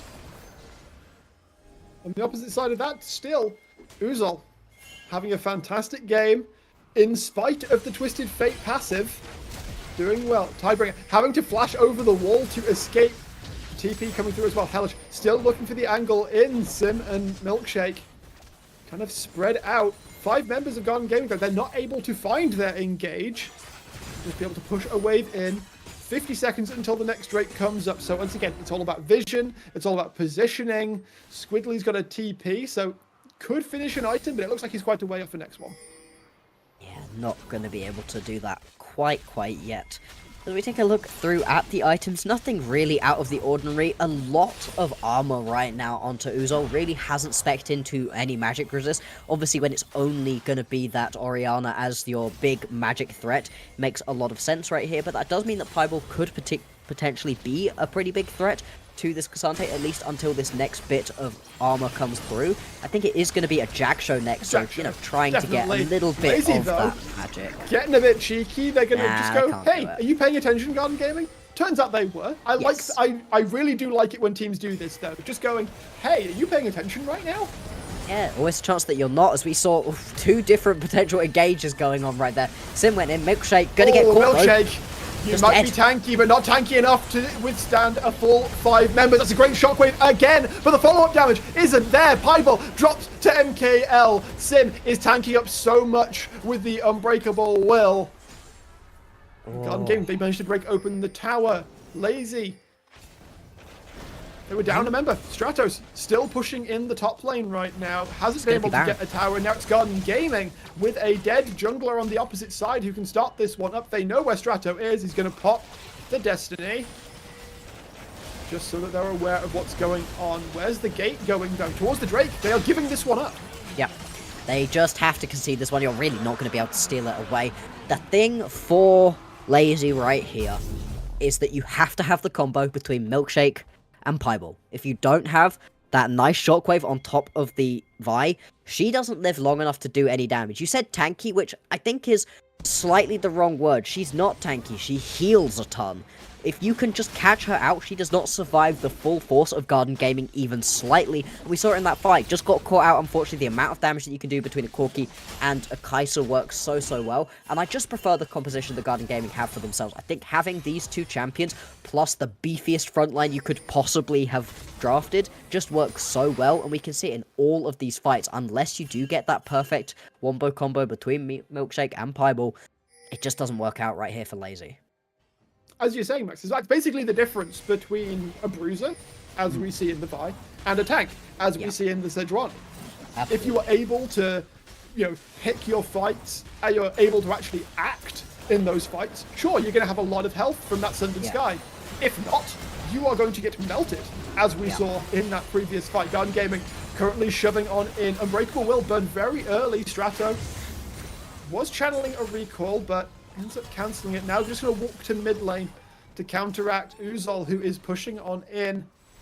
And the wave comes through. There should be enough minions here to take this one down. Hellish just there in case Lazy in Life try anything a little bit towards his top laner.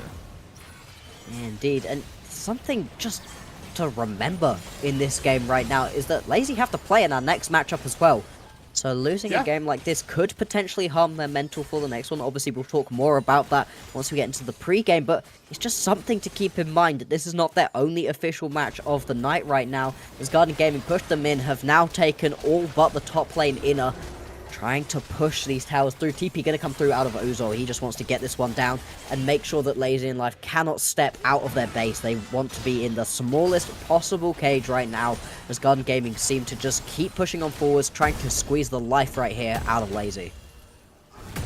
Milkshake's arrived at the top lane to counteract Uzol's push, but Garden Gaming just naturally going to be the ones who have the license to move first. Tidebringer not really going to do all that much damage to Ermin, but if they're able to fully engage, the Leona might be a viable target. Milkshake doing some good damage, but again, will drop. Ermin able to step away, looks for angle back in actually, as Strato gonna land the stun. MKL dropping low alongside Pieball is able to do the work, but on the other side of the fight, Garden Gaming diving the Nexus inhibitor turrets, rather. Strato tries and get onto Squiggly.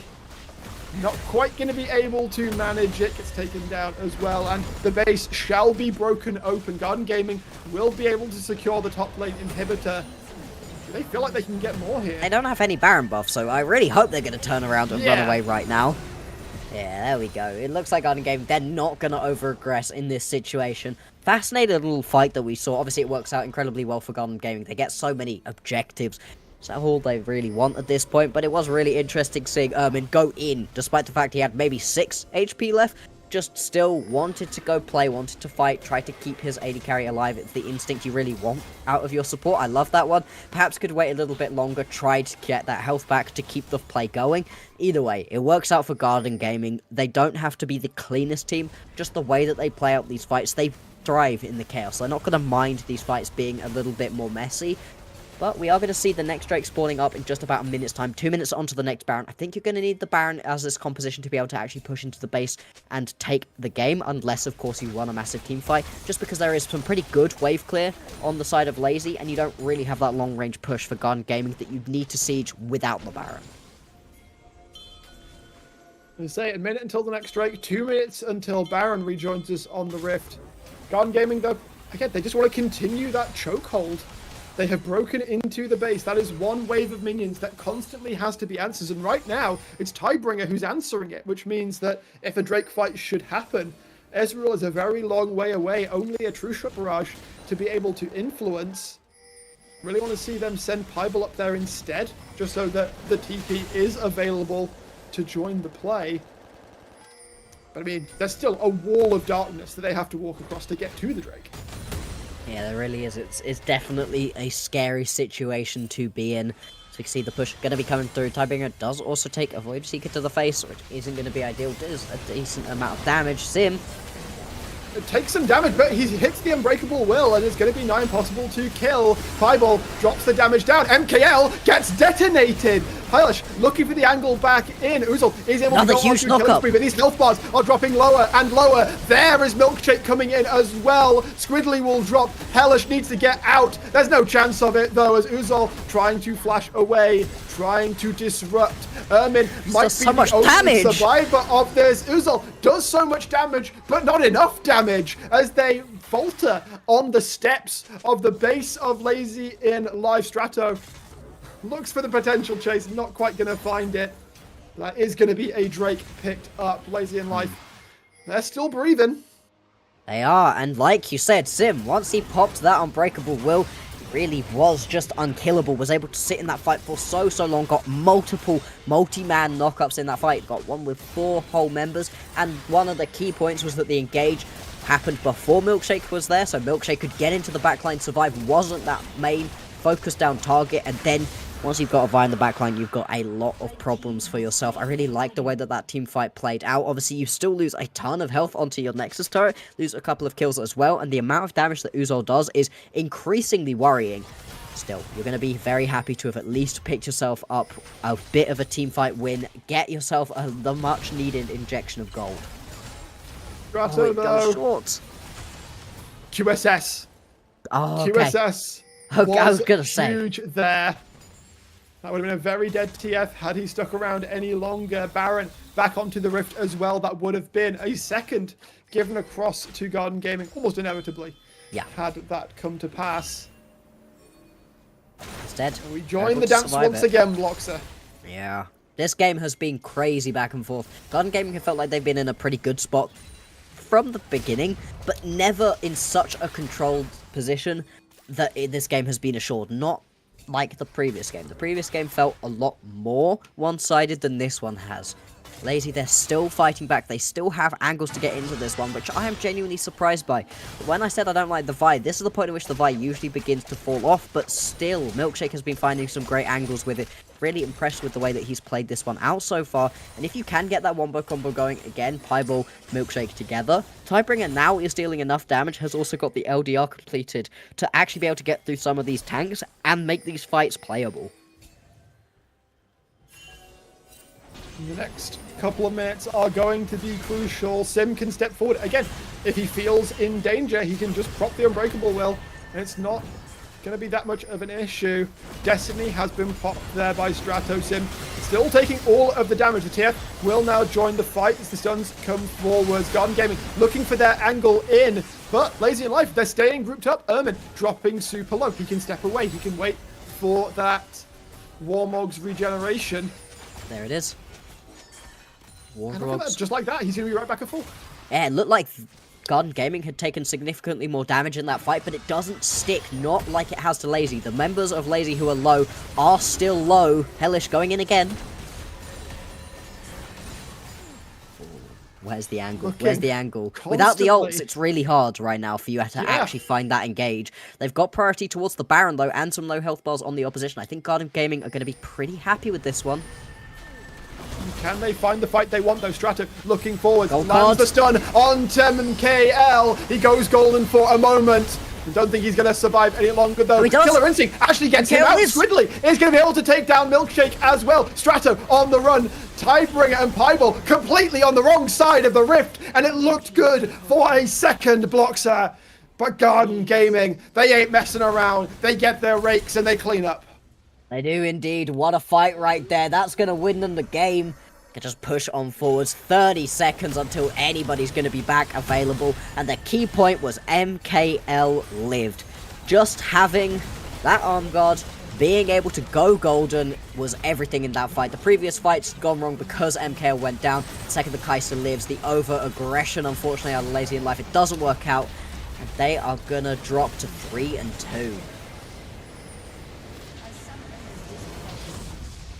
Garden Gaming will jump above them in the standings, going up to 4-2 alongside Rich Gang. Well, Lazy definitely made them work for it. Yeah. But as you say, as soon as that arm guard gets picked up by MKL, he's able to pick the moment the moment at which he lives or dies. Yeah. Pretty much. Today, the coin came up lives. The Emperor held his thumb aloft. Actually, there's still some historical, debate as to whether that was actually die or live. They're not entirely sure. In Gladiator, it was really? Yes, he lives, but we don't actually know. Huh. It's all been debated. That is fascinating. History is wild. Little Brackfat for you there. We are going to have an interview coming in just a couple of moments' time. We're going to step away, take a breather, get a drink, and you should do the same before we are back for more NLC action in just a few minutes' time.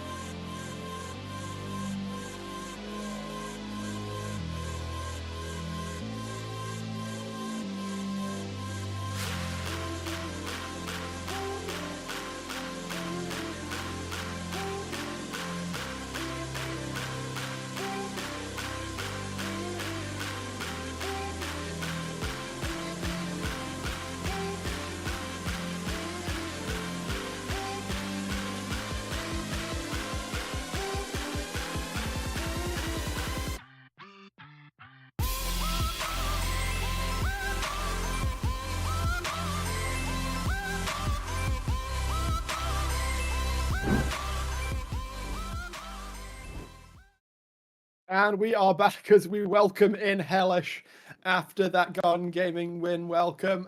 Good. Thank you. Not the cleanest of wins, perhaps. Yeah, no, like perhaps we underestimated today's opponents a little bit. They didn't play that bad, but like it doesn't matter. My Sejuani pulls through. There's like no one in this league that plays Sejuani like me. I love it. I mean, the Sejuani looked like it was working out really well for you guys. Were you pretty set on playing the Sejuani in this game, or were there a couple of other options you were looking at? Into the Vi, is that sort of your preferred pickup? No, I'm like begging my coach to stop picking me Sejuani, but it's like I don't have much He's say. Yankost. Yeah, I'm He's just 2019 I just want like Yankost. Hekarim, Evelyn, like Kartus, and then they just lock in Sejuani, but maybe it's for the better, I don't know. It seems to work out for you guys pretty well. We hope that we get to see you on the Hekarim later. I think that'd be a Yeah, good amount of fun. the Twitch We will jungle, lock it's into coming that. out. I'm dropping it right now. Twitch Other jungle? teams better ban it. Oh, look at that. We're having some strats leaked right here live, eh? Yeah. Yeah, Totally exactly. legit. Oh, man. I mean, to be fair, although it would be a lot of fun to get to see the Twitch, the Sejuani did look really good. How are you guys feeling once you got to about the 20-minute mark into this game? You had a little bit of a gold lead. It was only about 1,000 at this point. Your bot lane was sort of popping off. Your top lane was going okay. But the team fight seemed to be a little bit tricky to execute. What was that like? Yeah, we had no idea how we're losing team fights. We were just saying like, how are we losing? Like, let's just stop griefing, and then it should be fine. And then we like didn't grief, and we 5-4-0 them. So it's good to make like plans ahead. Don't grief the team fight. Sometimes don't lose is all you need to win. Exactly, bro. So positionally, you're obviously sitting quite comfortably in the top half of the standings right now, 4-2. Obviously, I asked this previous question. I'm probably going to ask everyone this question today. Is as you're coming to the end of the first round robin, where do you feel you sit power-wise amongst the squads? Well, we're just the best. It's just that simple. There is no one competing with us, and the only time we lose to ourselves. So yeah, the only team I'm like somewhat respectful of is Rich Gang, because they have a really good jungler. So that's the only team I'm nervous about. The rest of them, not so much. Hey, wouldn't you look at that? Shouting out Slice, who we had on for the last Yeah, interview. shout out. Speaking of shout out, do you want to shout out anyone else before we let you go? Yeah, going with the tradition of my top laner of shouting out artists, I want to shout out Bobby Shmurda. Fair. Alrighty then. Thank you so much, Hellish, for coming on through. Thank you guys. Interview. We'll let you go. And of course, we'll pop it to another quick break. But when we return, we will be back with yet another game as Fourth Wall have their second game of the day, playing against Lazy and Life, who of course just did drop down their game. So we'll see how that one goes in a few minutes' time.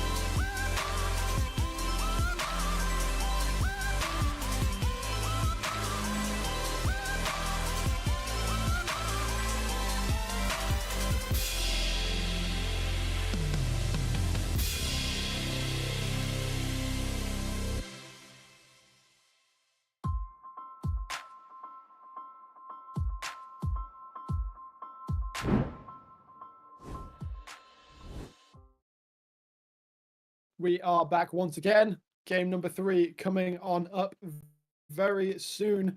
We've got Fourth Wall going up against Lazy in Life. Both played earlier today, both lost, unfortunately, but now we get to see how they go up against each other. Bloxer, who have you got your eye on? I think I want to see Milkshake again. Potentially on something other than the Vi, but I'm perfectly happy with the Vi again because I think they were a He did good real work. bright spark. Yeah, that game was pretty dang good out of Milkshake. I really liked a lot of what they were laying down. They were proactive, they were aggressive, especially their kind of 13 to 20 minutes was really solid. They were all over the map, getting a lot of kills, putting down a lot of pressure, and were kind of the only reason that their team were winning out the fights when they were winning them out, you know? We just spoke, obviously, to Hellish, and they're like, how on earth were the fights not going in our favor? I think Milkshake was the answer. Milkshake was playing those fights out really well. Unfortunately, wasn't quite enough. Gun Gaming were able to come out on top of that one, obviously. But especially up against Bash, who I think had a bit of an off game, I'm going to be really excited to see that matchup. Definitely. Bash, I mean, obviously kind of, I don't want to say got exposed, but Slice took the 30 seconds to go on UGG and find out that Gwen's apparently good into Brand, and had a very good time of so doing. Milkshake, though, we haven't seen much of the AP junglers out of him, very much preferring the Xin Zhao, preferring the Jarvan, preferring the Vi. And so that does leave the door open perhaps a little bit more to Bash being a little bit more comfortable or a little bit more free to test the limits a little bit more on his AP champions. Absolutely. And I think, you know, beyond just looking at this matchup between these two junglers, Strato just did not have a good game in that previous one. It wasn't it. Yeah. It didn't happen for him, unfortunately, and I don't think that's necessarily a reflection on the player. I don't love the pick in that situation at all, so I'm going to be really interested to see Strato hopefully on something other than the TF, or if it is another TF game, a TF game where the composition works a little bit better around it, and then actually be able to show off what he's made of, what he can actually do in these fights, because it just wasn't working out for him, unfortunately, in that one. Looking through the draft that we see thus far, Orianna taken away from Piebald seems like a fairly reasonable thing to do. Tidebringer Seraphine also hitting the ban bench, not a surprise at all. Obviously, we can look at Skarner, we can look at Rumble as potential extra bans, or look to ban Bash away a little bit, taking out the Lilia. Yeah, potentially. Also, I'm going to be interested to see if the Ezreal is going to be allowed through again. It has basically just been the Ezreal and the Seraphine picked up by Tidebringer at this point. If he continues on that train, it will make him a little bit easier to ban out, you know, if we get further on into this tournament and he keeps going well. The Skarner is going to be that final ban away. You really can't leave that one open as Garden Gaming. That does mean that the Corki is still available. Fourth Wall don't go for it. Instead, they are going to pick themselves up the Talia. Leaving open the Corki is a real risk. That pick is so strong. We saw how good it was in the previous game. Here, right? Yeah, and I love that as a combo for them. The amount of poke that you have with that combo is crazy. Yeah, so they prioritize the Talia here. Could be for Bash, could be for Wantage. I certainly think that's more of a Bash champion, although Talia jungle has been a little bit less present than before. As we expect, locked in again for Tidebringer. Had a fine showing of it last time around. Obviously, Lazy in Life are looking to not repeat perhaps some of the mistakes of games past. See what this gets paired up with. It could just lock in your bot lane or wait for R3 to do that. Milkshake wants the Vi again. I don't hate it. Oh, no, quick flick over to the Alistair instead. I mean, I think the bot lane was fine. Something I actually noted, the previous game draft from Lazy in Life was pretty much identical to one of their previous games, one of their wins up against Ruza, where the difference was Strato played Gnar as opposed to the TF. I'd be Apart happy from with that, Gnar. rest of the comp was identical. This time around, obviously, it can't happen because the Orianna's been taken away. But it seems like perhaps we're looking a little bit at what Lazy in Life's comfort is when you can't have a Seraphine. And instead, we are going to see the Kai'Sa picked up again. We saw how good that was previously. Vardag's going to grab this one. Gritten on the Nautilus too. I like that combo. It can be super aggressive. I think, to be honest, the Leona works a little bit better into the Alistair, but the Nautilus is going to be fine as well. And with the pickup of the Cassandre for Strato, I love that so much more. There we go. That's the kind of top laner I want to be seeing Strato on. It's back to something simple but highly effective. I mean, I wouldn't have hated to see the Gnar if he'd been given counter pick. Yeah. Like, the specific matchup were good. But in this situation, you can hold up, give Milkshake a good jungler, potentially set up Piebald for a winning mid lane matchup as well. So why wouldn't you just lock in something safe for the top lane?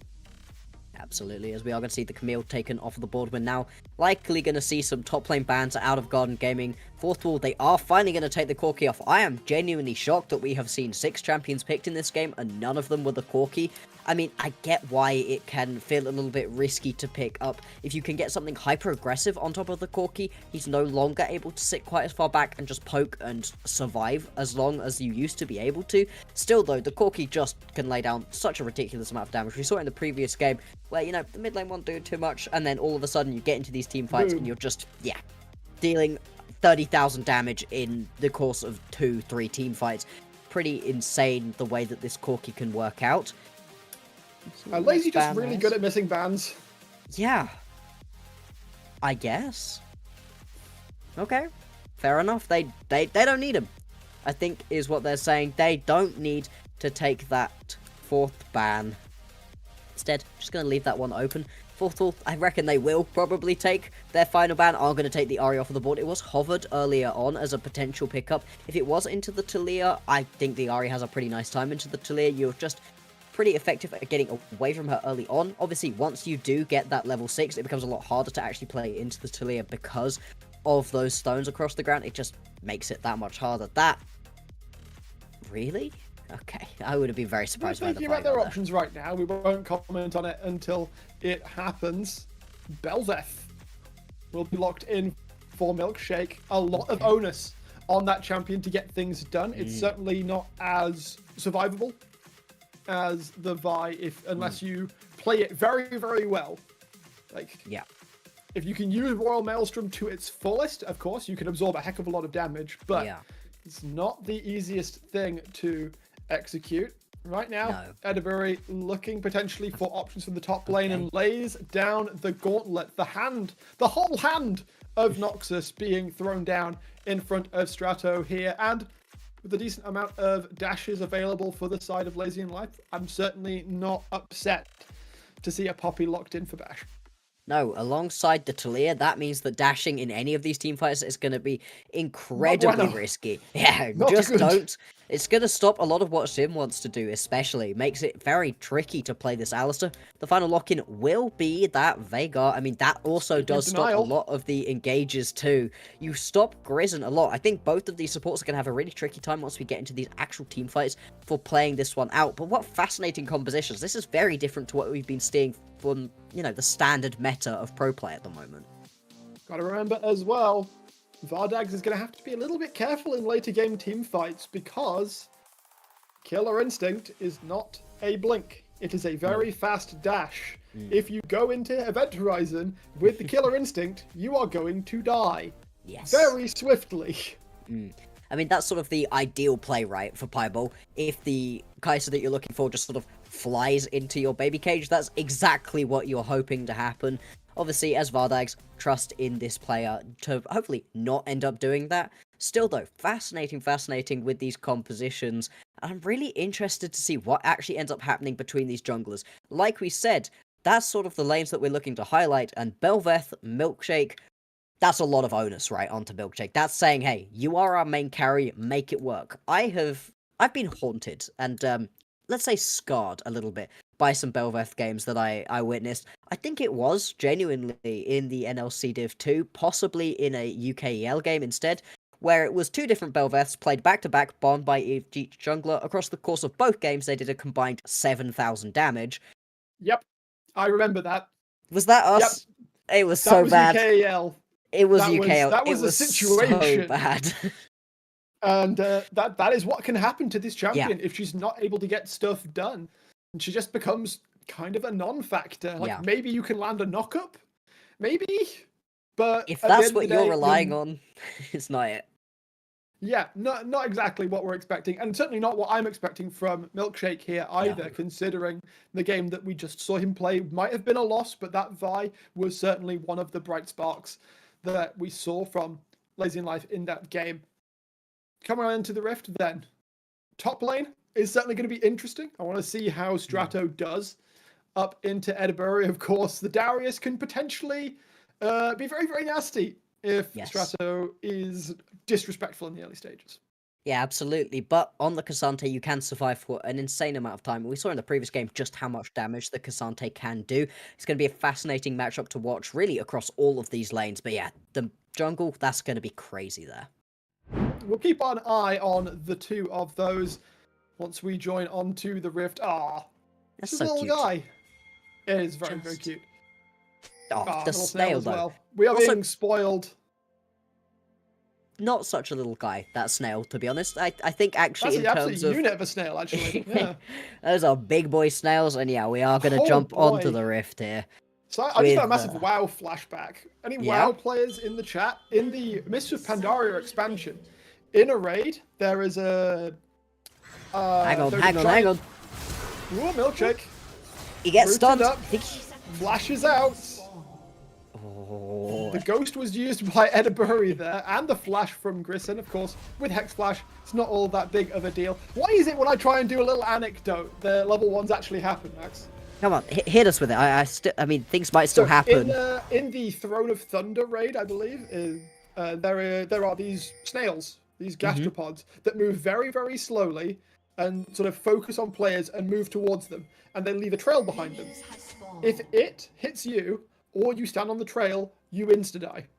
So it's the sneaking snail thing. Oh, is Milkshake going to go over this wall? Edinburgh's going to be so sad if Milkshake decides to go over this wall. Do they know? Strato is coming around. Do they know? I'm not sure if they do. Milkshake just going to wander on in. Edinburgh This is crazy. is out now of going to get Edinburgh. spotted out. The dashes come through. Piebald will be able to ensure that Milkshake's not in any real danger. But Edinburgh completely denying first camp away from the Belveth. I kind of love That's a this. start. This is really a real fascinating. start. Wait, Milkshake steps up here. Has no flash. Walking into the Talia Milkshake. He's just dead. Oh, what are you doing? What? Edinburgh! Not only does he deny first camp, deny the start of first clear, but just refuses to elaborate, murders the jungler, goes back to top lane 400 gold richer. That was crazy right there out of Milkshake. Stepping up, had already lost the flash, and what an insane 5-head play it was out of Edinburgh. You could see on that previous 5-man invade, really wanted to flash over the wall to try to chase down Milkshake, decided against it, figured that it wasn't going to be worth his flash, probably wasn't going to be able to get on top of the Belveth anyway, and that turns out to be an excellent decision, but is instead wanders around, plays some just sneaky little games in the jungle, and delays the Belveth massively. While all of that is happening, Bash is able to actually go clear some camps, steal away camps as well, didn't really take any of his own beyond just those first initial chickens, and has just given his jungler so much freedom, as well as himself a first blood. Obviously hasn't been able to get back to base to spend it, but still, that's going to be a great start once he does finally go back to base. This is going to be a happy Darius. That being said, is going to get ganked. Bash is behind, though. Bash is indeed making his way in. Edinburgh has no summoners and will be getting delivered right into the waiting jaws of Milkshake. So, Strato is going to be able to give his jungler a kill back, although Bash is going to try and keep them in check. Edinburgh, of course, already back out onto the Rift.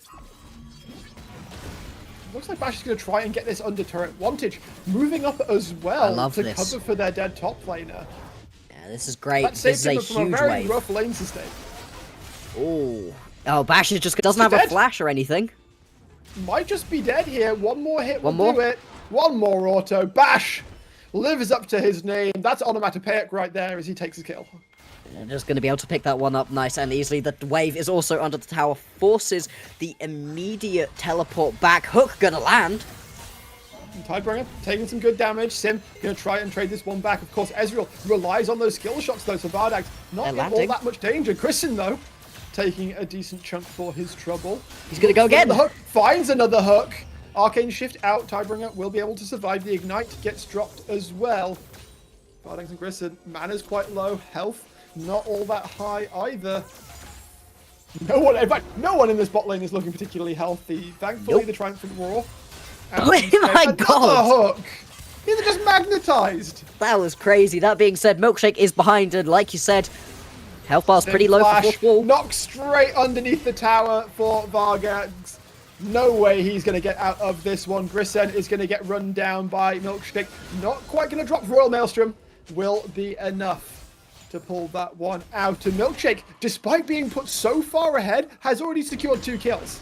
Yeah, it's just being able to claw himself back into this one. Those 2 kills are going to be huge right here. Double longsword doing some good work, and I think that this is where Milkshake kind of shines, right?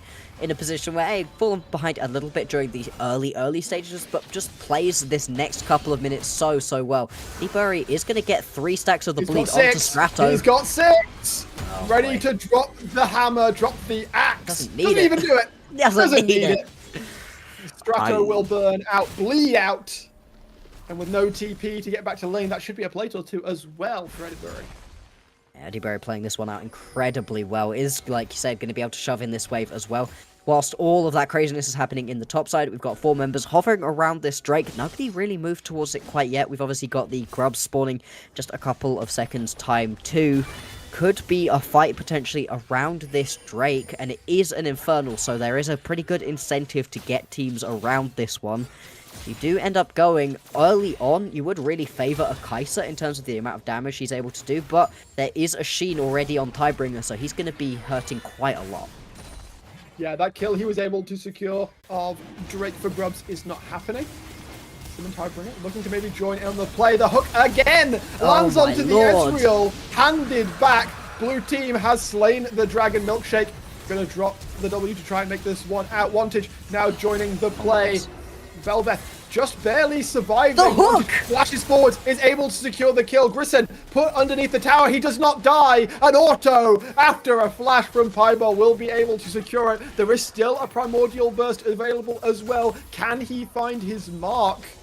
Sim stepping forwards as well, looking, searching to find his target. The Sim might just be dropping though. The baby cage doesn't drop quickly enough. Bash does go down, but Vardags is going to keep on hitting into Piebol. One more plasma proc will not be enough. And after an absolute brawl in the bot side, it's a Drake for 4th wall. It's kills galore. Not really sure who won that. I think you're going to be happy as 4th wall with that one. You managed to get a couple of kills onto some key members. Obviously, Piebol getting away with a couple is going to be huge. Milkshake heading top lane, though. eDibury pushed up.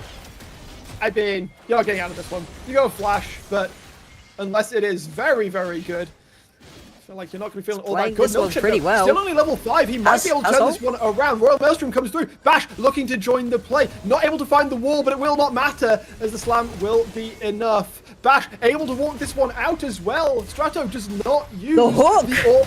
And wow, Sim is in trouble. No level 6. No unbreakable will to survive. And the axe will fall onto Lazy in life. eDibury picks up his 3rd kill in a situation that looked dire for him. Really did, but eDibury has been playing these ones out pretty dang well, and I love the roam right here from Bash and Grisen working together. These hooks have been on point the entire game. Really laser focused on that one, and you're able to pick yourself up these grubs as well. I just realized the 100% win rate for Tidebringer died after last game. Yes. Wantage looking for Piebol here. Might be in a little bit of trouble though. Wait, the bash back doesn't land! The combo. It did get the stun. It will eventually be the kill. I don't think the Primordial Burst actually hit there, as Milkshake is the one to pick up his 3rd kill of the game. Not that Piebol is complaining, considering he has 2 of his own already. Lazy in life, still definitely swinging back in these plays. And we can see, yeah, there's a 1.5k gold advantage for 4th wall right now, but yeah, Lazy not resting on their laurels, not content to just let this game snowball away from them. No, indeed. They're just going to keep trying to put the pressure on, trying to pick up as many kills as they can right now onto their jungler, onto their mid lane. It's working out decently so far. We are pre any first items, so you're just relying on those raw stats that your champions have. The Primordial Burst not going to deal the most amount of damage at this point, but still more than enough to be able to get those executes through. But the top lane right now is a real problem. Strato didn't have the best game previously on the Twisted Fate. At least when you fall behind on a Cassante, he is still going to be useful. He's still going to be able to be a tank for your team. But this Darius is crazy strong right now, and once that first item gets completed, we're just going to be in such a strong position. That Trinity Force is going to make this Darius so much harder to kill, and also just able to run down whoever's in front of him. I certainly wouldn't want to be Strato when that happens. I also see bodies all sitting get top stunned. side, but the cage will land. Wantage will get burst out, and Pieball has got those 2 kills relatively quietly at first, but he is primordially bursting onto the rift. 3 kills already picked up. Wantage, we talked about his movement being good, but hasn't quite had the same impact as Pieball so far this game. Yeah, he's just not quite been able to get the same level of aggression going. Obviously, there were some pretty good Weaver's walls around that bottom lane fight, but that was kind of the most that we've seen. Eddie Bury, once again, trying to get involved just before Strato has that Ghost back up and available. A lot of pings going on around the bot lane too, though. We do have another Drake spawning in under a minute's time. A good amount of vision set up right now for Grizzon and Fourth Wall. But the response may be coming through from Lazy. They've taken some resets. You've now got that fully completed item plus boots for Pieball. He's going to be in a good spot to try to make this next fight work as well as possible for his team. Yeah, holding his advantage right now. Edinburgh looking for another play towards the top side. All out used as Milkshake will join the play. Strato just has dead. Already bugged out. He gets the kill anyway. Milkshake does not have any tank yet. All he has got is that Kraken Slayer, gets the 5 stacks onto Strato, transfers it to the Belveth, and it's good night. Breck, is it us? Because every time I've cast a Belveth game with you, I've seen Belveths just not have a good time. Obviously, this is not a terrible game out of the Belveth, but... Yeah, let's not sell Milkshake short here, despite the the really bad start of being denied early camps, dying. Got back onto the rift, got some good work done. But unfortunately, trying to bail Strato out in this Darius matchup doesn't work. Not working out for him. Specifically, that top lane play. Did Milkshake have a good time? No. No. I think not. that The last time we he didn't might... either. Yeah, I think that we might make Belveths have a slightly worse time overall. But yeah, obviously Milkshake has been having a pretty okay overall time in this game. Is down by about 10 CS at the moment. Does also lose out onto the Drake, which I think hurts a large amount too. Wantage has the flash. Might be left wanting again. CC is good. Damage is good. Milkshake picks up his 4th kill. And this is a player that we know for his assassins. Maybe feeling a little bit uncomfortable on a control mage. Yeah, potentially just isn't quite able to get these ones working out right here. Obviously saw them on the Galio earlier as well. Really hasn't been allowed to play the picks that you're really looking towards Wantage to be playing out. Bash, though, gonna wander over, pick up the next set of grubs too. This is going to be 6 grubs and both of the Drakes. This jungle matchup, despite the fact that the Belveth is still finding kills, has felt like Bash is getting the better side of it overall. And once we get out of this sort of early stage into the mid-game where we get these scraps going, I do wonder if Bash is going to be able to make Milkshake regret the pick a little bit, just because of what you can do to a Belveth who does want to dash so much with that W Wantage. Oh, I swear man, I've seen this bad. film before. Wantage getting dove again. Not Milkshake enough picks it up damage again. to ensure the kills either. Milkshake able to pick up his 5th kill and get out. Fourth Wall, the game has for the most part been looking really good for them, but they need to stop this bleeding from their mid laner.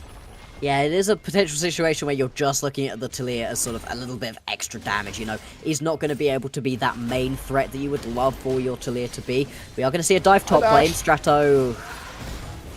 so low already. Just dead. I mean... just dead. TP coming in. I mean, for what? To save the tower, I guess. Immediately gets bashed back out. Does this mean I love Edinburgh that. is able to take the tower down, though? Yes. Yes. Yes, it is. I love that. Keeper's verdict, That's so nicely nice. done. Bash able to Although- secure it, and oh look, moves straight over towards the Rift Herald.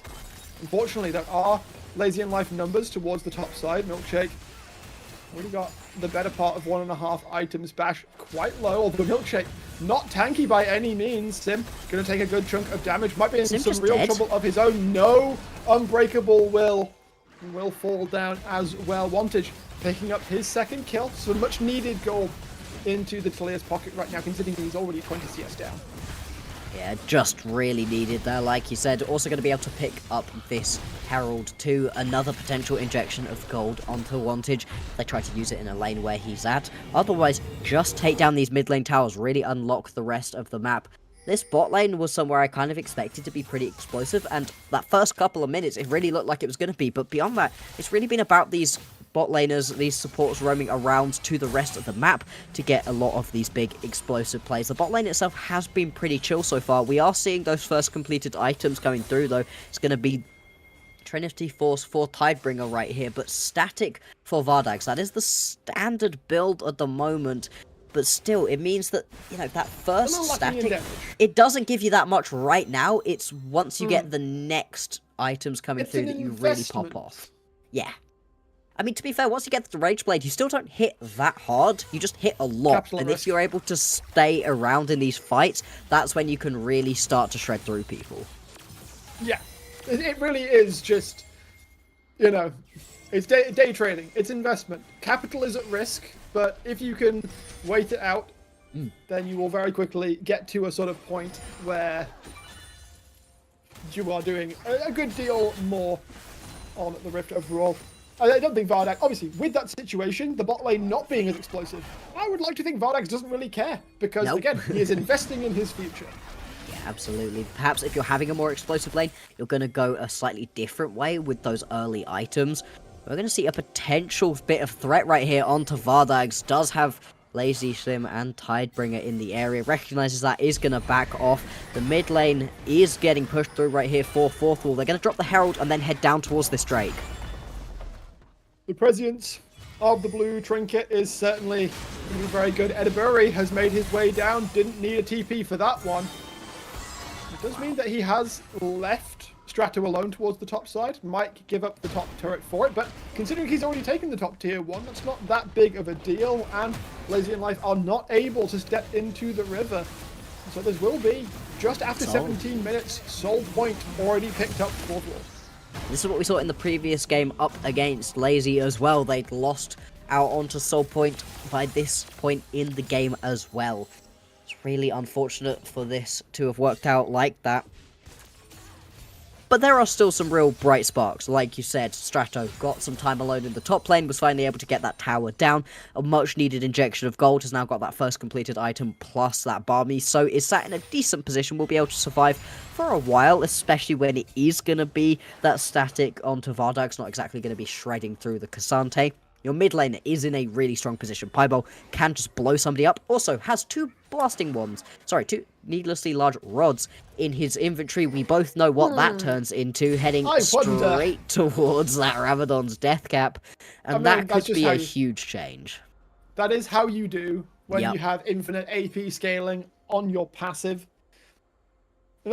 Production, can we have a peek at how Vigor is doing? I want to do like a pre and post. 479 AP, and that's before Rabadon's. Yep, that's going to be a little bit terrifying. Thank you very much for showing us the gold as well. You can see the mid lane is a pretty big gap at the moment. Everywhere else looking relatively even, other than the top lane, which is a little bit crazy. Let's just say Eddie Burry's been having a great time. 2 completed items on him. Looks like he may well be going towards a little bit of magic resist up next. Doesn't want to die to Pieball. Flashes over it, okay. Just dead. Does not give a damn. The chase down comes through. Will be able to drop the axe, and there is a shutdown. Not the cleanest of dives I've ever seen, but Edinburgh makes it happen. Milkshake now on the run as the ghosting Dead Man's Plate Darius is looking to fight. Like, Darius would like to know your location. Oh, The he's rest just of chasing Fourth Wall on. look to close in as well. Tidebringer is also caught in the hook center. lands. Another magnetized hook out of Grissom as the bodies start falling. Edabury has been doing so much work throughout this game. Steps away from tanking the tower for a moment, but he'll walk back on in to slice up some beef. A ready meal for his team. A triple kill for Edabury on the Darius. 9-1-1. Pray to what gods you have, because Darius is coming. Oh my lord, look at that. He's also going to walk away with a Kainic Rooken too. You know, just was considering between the two different magic resist items. Goes towards the Kainic, and I mean, why not at this point? The Vhagar is the only threat in this game, and it's just not happening. I was, just before that dove happened, gonna posit the question between what do we think wins, the very strong Darius or the very strong Vhagar, and I think we got that answered pretty nicely for us, right? Let's put some caveats. Okay. Edabury had to flash to Yeah. not get baby caged. Yeah. There were fourth wall numbers nearby. Death cap wasn't completed at that point. Deathcat wasn't completed. There are still plenty of scenarios, I think, that Highball absolutely has the better of than Milkshake. Getting dove towards again. Tidebringer very nearly gets caught back with the seismic shove. As Baron has now joined the rift, Pieball is just taking that reset. This is going to be Rabadon's completed. Fourth wall, though, they don't want to wait. They do not have the patience for it. They want to start up this Baron, or they might want to start a fight instead. They don't want to look for a pure 5v5 right now. No, they're not in a great position to just straight up 5v5, especially with that Death Cat now completed. That's a very strong Vhagar. 669. Look at that. Nice. That is a great amount of AP for a Vhagar to be sat on. And if you can catch a couple of these key members, I think key members includes this Darius right now, you will just destroy them. Right now, though, we are seeing a catch going down onto Sim. Is just gonna die. Bash has to flash in order to survive. Edabury is the looking wall, for though. the angles in here. Might get caught out, though. His teammates are a little ways away. Fancy feet. Strato trying to lock him up. He does get caught by the all-out. He's going to tank a whole lot of damage before going down. Can Fourth Wall capitalize, though? It doesn't seem like it, as Pieball is now unleashed. The Darius has dropped. It's a triple kill as Tidebringer looking to chase it down. It's a quadra for the Vhagar. Pray to your gods, Fourth Wall, because Vhagar is here. And there you go, your caveat's gonna come true right here. It looks like once the fight is a little bit split, Edabury just gets taken out by Pieball, and once that Darius is down, that is a lot of the damage just gone. It was perhaps a little bit over-aggressive from Fardags and Grissom. They wanted to still get involved in that fight. They're gonna lose the Baron, they're gonna lose the Drake, which would have been Soul as well. And that is a huge swing right there for Lasers. They're going to be very happy with that one. Now 2,000 gold in the lead. And this Vhagar is crazy. 7-1-2. Eyeball 51. looking really, really strong. 40 CS up against Wantage. And just purely buys a Crit Bloom off that back. Just casually. Don't worry about it. Oh, now wants to heal his team That too. MR you bought. What of it? Bye-bye. Yeah, bye. I don't care about that MR. Honestly, right now, I get why you've got the Dead Man's Plate. It was good in your individual lane matchup. It makes it easier to chase people down. But every bit of armor that you own just feels useless right now because the Vhagar is the threat. Everybody else in this game is sort of set up right now for the Vhagar to just burst somebody out. Looks like Strato is going to get caught a little bit here. Grissom should be able to hit this hook nice and easily. Obviously, Cassante can go unstoppable and is just far enough away that Edabury isn't able to just straight up chase him down. But still, this gold has swung massively. Hang on, Strato steps up again. Uses the all-out to try and survive Edabury. Gonna take a good chunk of damage from the turret. Goes down to below half health. It's a dive dissuaded. It's a tower saved. Right now, other side of the rift, Pieball pushing the wave in. Look at all that AP. Look at all that tower damage that he is doing. It's going to fall very quickly, and an inhibitor is there potentially for the taking as well. There's a wave coming in shortly. Do you think he hits 1,000 by the end of the game? Easily. Easily. It's a Vhagar. Do you think he hits There's no way. 1,200? TP is coming in. Edabury again caught Wait. was the spy The fight is split though. Paibao does not have a way of keeping himself safe. Thankfully, Sim is there to do that job for him. Wantage trying to come forwards as well to make it happen, but the damage is not there. Strato does his job with aplomb. He is able to tank up all of that damage from the rest of Fourth Wall. He's the only casualty, as both the solo laners of Fourth Wall are down for the next 25 seconds. If Lazy and Life want it, the game could be theirs to take. Yeah, they're going to push forward, see if they can find it. Hook does land. Don't know if he wanted to land that hook though. Grissom getting melted down. Tidebringer will pick up one. Vardags will drop as well. Bash tries to do something in the back line. Pieball has a TP as well, though. Can rejoin as the towers are falling. The minions aren't quite there right now, as the respawns now coming through. Pieball, if he wants to fight this out, could do it. Edinburgh, though, is back up on the rift. People spreading back and forth to try and survive. Pieball gets the execute. Edinburgh stuck in the baby cage, and while that happens, the rest of his team will be able to take down the Nexus. Your Darius may be strong, but the Vigar was even stronger out at Pieball. And Lazy take the win.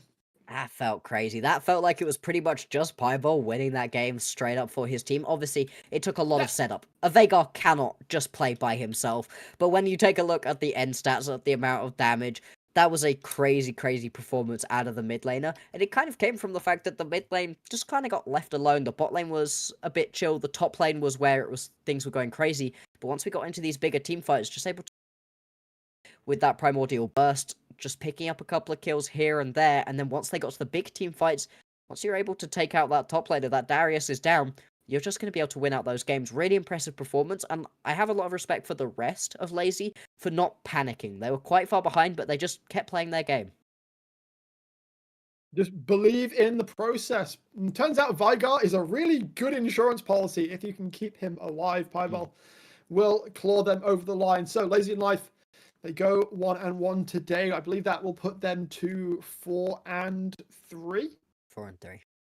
That's the last game of. Wait, no, 4-2, because they lost, so they went to 3-2.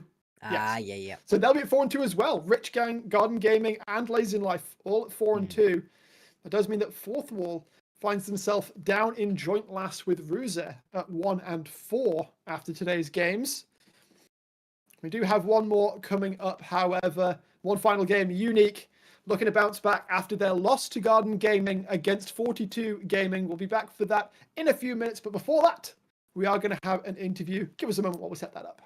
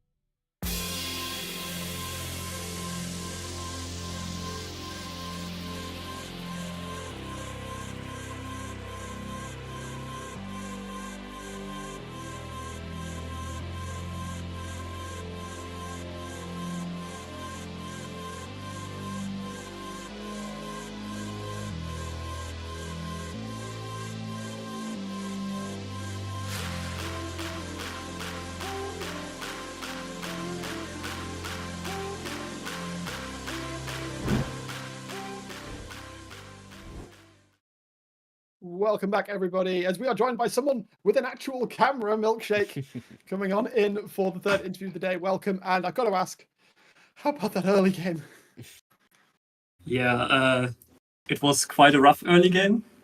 It was a bit reminiscent of our series against Bloodline, that one game, I think game 2, where we were like 7k behind. This time it wasn't as bad, but again, the Darius, I greeded a bit at level 1 because of last game. We lost the game, so I want to take the camp, and then it kind of snowballed, but our mid lane had it down, so it was quite okay. Yeah, I mean, it was an incredible performance in that one out of Pieball. I Yeah. would like to go back a little bit to that previous game. You were on the Vi. I think you had a pretty good game on the Vi overall. How did you feel that one went? And then what did you look to change in this matchup? You know, on a different champion, obviously, but what did you look to switch up? Right, so our draft wasn't our conventional draft, right? We picked TF top lane, we picked up once before, or twice before, so it's not completely new. But we couldn't execute it quite as well as last time, so we struggled a lot with the side lane in both games actually today. And we had quite a poor showing today, so we hope to improve it next week. Yeah, and I mean, obviously, in that second game, things went a lot better. I mean, moving forwards, how do you feel like the team is doing overall? Do you think it is the side laning that you need to have a little bit of a work on, or what you feeling? I think we're doing quite all right at the moment. Even today, where we struggled a lot, just finding our form, our normal playstyle slipped a bit. We were not as awake, I would say, so not as aware of our surroundings, what we're gonna do. That's partially my fault because I'm the shot caller. I need to say what we need to do, what's our next objective. So I struggled a lot with that today. So I think we're quite fine. We will bounce back. Good to hear. And since Max took my question, not counting yourselves, obviously, are there one or two teams that you would rate as you expecting to like pretty much be a shoo-in for playoffs yet, or are you not sure? I mean, I think I said it yesterday as well in the interview. I think Unique is pretty much the clear-cut number 1 team at the moment. But I don't think they're unbeatable, and they also lost a game to the team we played against today, I think. Yep, Garden Gaming GG. yesterday. Yeah. And so they're not unbeatable. They're probably strong. I think 4-1 or 5-1, something like that. But I think everyone can beat everyone in like the top half of the league at the moment.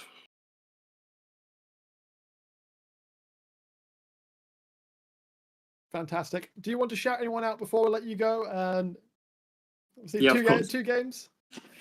Shout out to my team for holding it down in those 2 games, even if it was rough for some.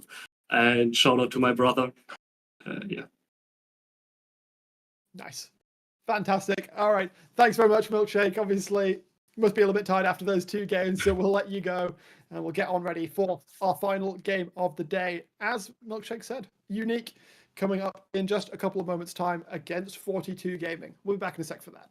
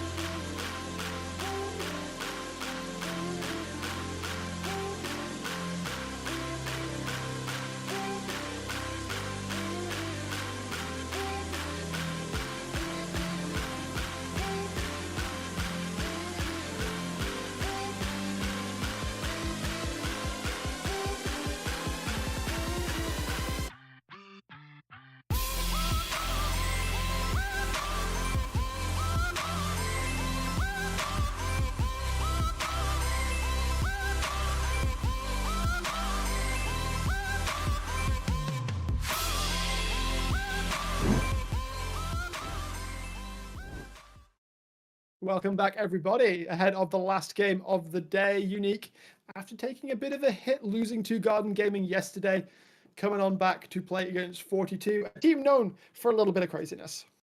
Yeah, they really are. 42 are a super wild team, honestly, in the way that they play. Since they've got JJ back instead of Influentic, things have been a little bit smoother for them overall.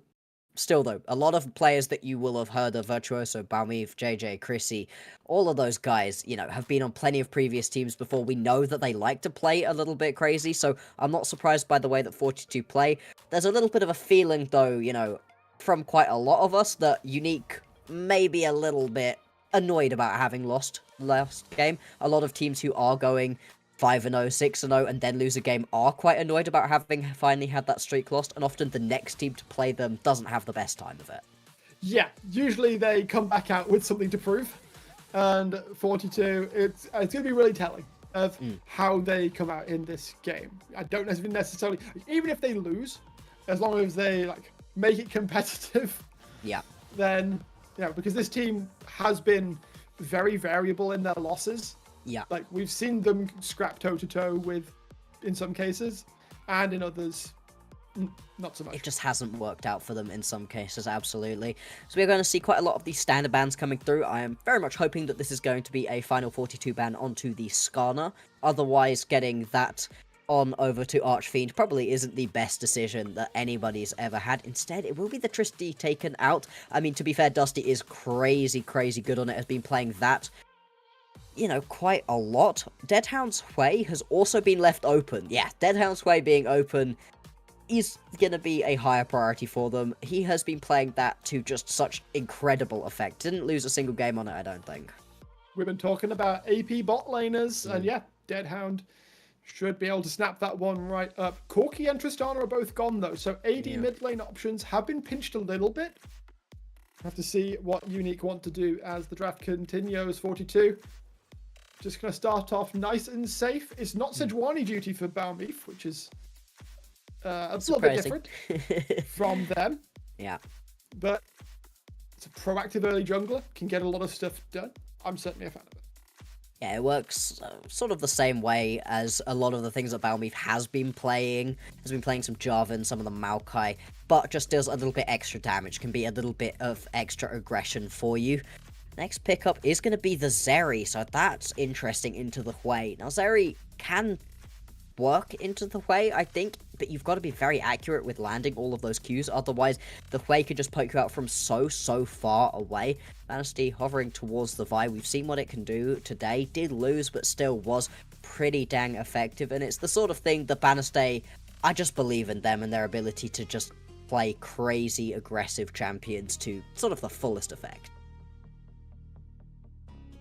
I won't comment on that until it gets locked in, because that's certainly something that's a little bit off-piced, shall we say. Touch plays it. Vi is certainly something that can catch on to the Zeri, but you also find the potential situation of Vi ults Zeri. Zeri goes over a long wall, and then Vi has to solo kill the Zeri with Lightning Crash running and defensive sums available, which is easier said than done in a lot of cases. Yeah. Absolutely, it's a real 50-50 situation where sometimes it's exactly what the Vi wants to chase the Zeri over that wall, and in other situations the Vi gets to the other side of the wall. There's a lot of friends potentially for the Zeri too. Yep, that's me. Doesn't always work. Yeah, wondering how they got into that poor situation. Yeah. The Rel also going to be locked in right here. It is once again a bit of a Mexican standoff we're going to have between the Nautilus and the Rel. You don't really want to be the one to engage first in the 2v2 in the bot lane. Obviously, once you get out of the lane, the Rel can be super effective in the team fight, so can the Nautilus. It's a very standard matchup at the moment, so we're still kind of looking for our top laners and our mid laners in this matchup. This is a lot more standard for what we leave until the second rotation. We've seen a lot of crazy first picks recently. Yeah, both sides right now, we see bot lanes plus junglers.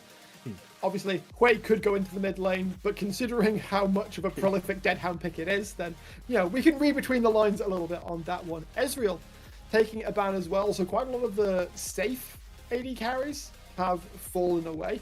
To see what progresses from there. Obviously, we've seen some people fall back. I mean, Chrissy against Rich Gang fell back onto the Sivir yesterday, which they ended up losing that game, but I don't want to comment on how effective or ineffective that was be. And not Oriana gonna hitting the bench as well. Yeah. Crazy that the Skarner is going through this draft phase. Actually, like Yeah, truly it has insane. Still not been picked. Surely you just snap this for top lane. Yeah, I mean, why wouldn't you? As either of these guys is going to be the lock-in of the Talia. We've seen that in the jungle recently. It will be a mid laner though for JJ, since we've already got that Jinjail picked up. Now, Archfiend, I mean, I don't see any Skarner games, but a lot of the top laners haven't played any Skarner games because it's been permabanned. We talked about that at the start of the day. I mean, So, do you really want to let it go? how is the Skarner Rumble matchup, I guess? Because Rumble is open. It's fine. The I Skarner's spoke fine. about the Sivir, and apparently I'm just prescient, as it does get locked in, which means this is not. Unless you want to play mid lane Sivir, which seems very odd. Very odd. This is a wild bait and switch that they've pulled out right here for Unique. If you're into the Talia in mid lane, it only really matters if you spell shield the seismic shove. So that could be a potential big brain option for Dusty. I don't certainly expect it, but we'll see what goes on. And still no Skarner. The Skarner up until this point, well, up until today, had a 94% pick ban. There we go. Finally, I was so surprised if that was going to go through. I feel like 42 have been handed that on a silver platter. To get to last pick, that is kind of crazy. And let's see what Virtuoso could do. Virtuoso just has to be kind of chuckling maniacally. Like, you do not get Skarner left to R5 very often in this game. And also, obviously, we can talk about Deadhound is not playing his way today. That is interesting to see. We'll see how well Dusty can pilot that. Obviously, you expect a competent mage player to at least have the basics down on Hui. And I mean, he's been out long enough that even the basics are probably like child's play for most people. Yeah, absolutely. He's not the hardest champion to really play, which, you know, I like it. To be honest, I think when it's able to pull so many people in, 3-man Skarner ults are just super crazy. It's always such a good time. Is this cat cam time? It's cat cam time! Beck, what do you think about this game? He's too busy trying to eat me. Hello, buddy. I think Beck's a Skarner fan, right? I'm a Skarner fan. He'll probably settle down on the cat tower there. But yeah, we have an extra spectator for the final game of the day. 42. Yeah, gifted the Skarner in draft. I mean, Unique though. They got what they would like. Yeah. Just not on the players they like normally. No, really, really interesting. Deadhound has been having that banned away the majority of the time because his way is crazy. So good. But that means that it's a very effective bait because everybody thinks, oh, it's Hui, it's instantly going to be going down into the bottom lane. Before roll swap. Yeah, exactly. And so now you've shown that it can go either way. I think that makes it a lot scarier. So I really like them now showing it into the mid lane too.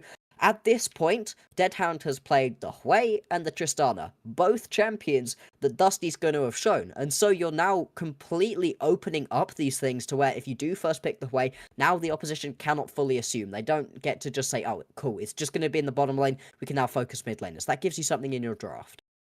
There is a slight caveat to that, though. And that's depends on how well Dusty does this game. True. If Dusty has a bit of a funny game, shall we say, then I think teams can be a little bit less paranoid about seeing it in the mid lane again. True. But I mean, even if it's like a neutral sort of state for the game, then I feel like that the flex alone is reason enough for them to further consider banning out those champions, or at least take greater pause when they're locked in. Yeah, exactly. It's going to give them a little bit of extra flexibility, like you said, if it goes well. Obviously, if it doesn't go well, that's going to suck just a little bit, not exactly what you would like to see.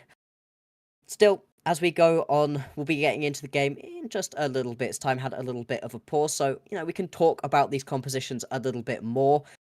And what compositions they are. Obviously, like we said, champions in different places, but we've got some very different identities. There is a lot of poke on both teams, potentially. The Hui's obviously good at poking, the Sivir is pretty good at that too. But I mean, at the same time, there is a lot of aggression that you can lay down between a Skarner, a Rel, and a Xin Zhao. As you say, there will be a lot of different questions to be answered when we get into game. You did mention that a little bit of a technical issue, and as such, it's going to be a few minutes before we get on into the game. So rather than boring you with Max and I talking about like what we had for our lunch and whatever, we are going to throw it to a little tech break. We will be back when we are ready to get onto the Rift. Still don't go anywhere. We've got a game to come.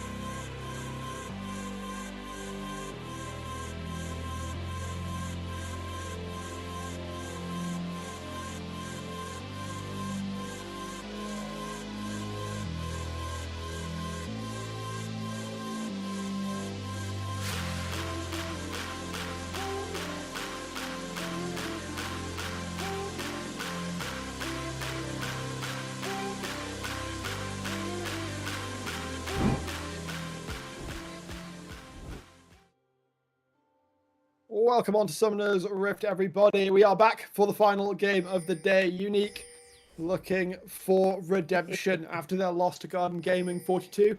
Looking to claw themselves up towards the top and half of the Rift. And Yeah, we do I see... mean... The questions remain. Yes. How is this Skarner going to play out? How is Dusty going to do on Deadhound's signature way? All this and more will be answered in the next 30 minutes. Absolutely, and you know, just before anything spicy goes on, I would just like to say to production that that is my absolute favorite of the pre-game cinematics. Yeah. The dramatic zoom in onto the frog is just Frog. absolutely brilliant. But yeah, like you said, this is an incredibly important matchup for both of these teams. Unique need to show that their loss to Garden Gaming was just a fluke. You know, things just went a little wrong. Touch is super surrounded right now, but just gets to walk that one out. Instead, lands a hook back. Ooh. JJ, not feeling too good. So low. Flash. Just dead. It's just walking out. It's going to burn down, and that's the first kill for Deadhound. Oh, that's not No, the first Dusty, it's the Quay. It's the Quay. It's Dusty. Oh boy, I'm pretty sure everybody's going to be doing that one. Seeing a way, seeing it on Unique, it's almost always Deadhound. Now it is going to be Dusty's, and getting a first blood is exactly what you want. This champion scales super well. In the early game, it's not really about the damage he does, it's a lot more about the slows that you can put down to just be annoying in the team fights, in the lane. Later on, though, can just shred through people. Deadhound does potentially step too close to this bush. Instead, is going to play respectfully, sees Chrissy and Rexat.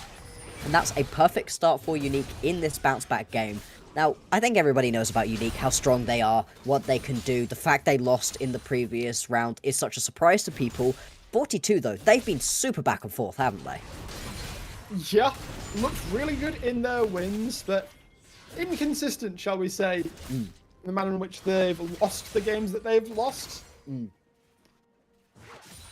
Yeah, a lot of players who Looking like now- to play crazy, and you can really tell that Yeah, from the way that they've been That going. goes both ways. Yes.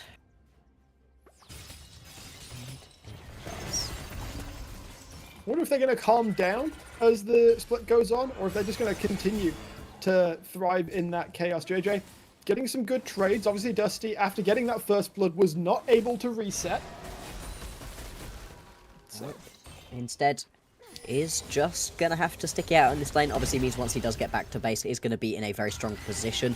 400 gold in the back pocket. For right now, though, it's just trying to trade back and forth between JJ. You can see good damage being traded back and forth between these two. Could be potentially quite juicy for the junglers. Don't have a lot of lockdown necessarily. It's a little bit tricky to land either of their CC, but with the junglers involved, that becomes a hell of a lot easier. For right now, though, both the junglers matching each other pretty much exactly, going to opposite sides of the map. Doesn't really seem to be a gank opportunity top lane for Banasty, but Balmeath could potentially try to get involved in this bot lane. considering the way the wave is pushing, I was going to say that would be a good opportunity, but Deadhound and Touch, they push the wave in, they take a reset, so not much can be done here. Vituso is taking the worst side of the earlier trades, but of course, Skarner is going to be absolutely fine. We'll be able to pick up a tier. Just chill out, make your way up towards Winter's Approach and later Fimbulwinter, and be nigh unkillable later. Yeah, exactly. You really are just gonna keep on living for sort of as long as you want once you do get those couple of items underneath your belt. This early game has been pretty calm so far, and I think that's what you expect out of the first clear from both of these junglers. They certainly can 3-camp to gank or full clear and then go find a gank. Instead, both are going to head Hang on a back to second. base. That's the Xin Zhao. You go red buff into gank every single game in solo queue. This is true. However, this might not be solo queue. True. But No, I do get you. There is a definite feeling with the Xin Zhao that getting that early gank off as quickly as possible is the ideal. I do love a you know Xin that Zhao versus meme Jarvan. that- Yeah. yeah, there's that Java meme that we ran into the ground about if you haven't visited 2 of your lanes by 5 minutes, why are you even picking the champion? That's even more true on Xin Zhao. Yeah, I, to be fair, would like it out of the Vi as well, but neither of these junglers are going to give that to us.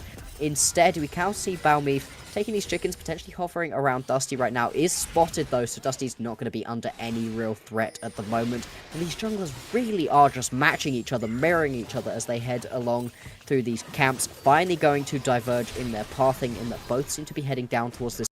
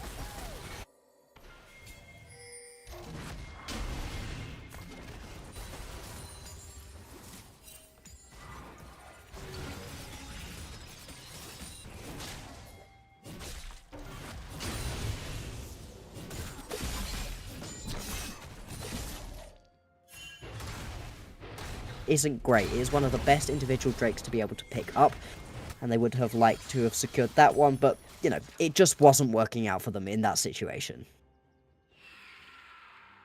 Right. Elsewhere on the map, see some plates getting picked up. Second set of grubs spawned up and was picked up by Bananiasti. So, despite the Drake being traded out there, Big engage. Touch locked up. He's taking all of this damage on the chin though, as the rest of Unique join the play. Rexat is already down. Balmif is going to try and make something happen, but he is up a creek. And JJ far too late to the play. Yeah, not going to be able to pick up anything there, and Bananiasti shows why they are probably the best jungle we've seen in the game. Chrissy does go in onto Deadhound. Touch is pretty low. Yeah, still looking for the chase down angle. Deadhound gonna have to back away after that. Touch also very, very low. Again though, Bananiasti feels more than confident to walk on into the CS side jungle, take all of these camps, and yeah, already 20 CS in the advantage. Vituso can spot it out, but what the heck's he gonna do about it?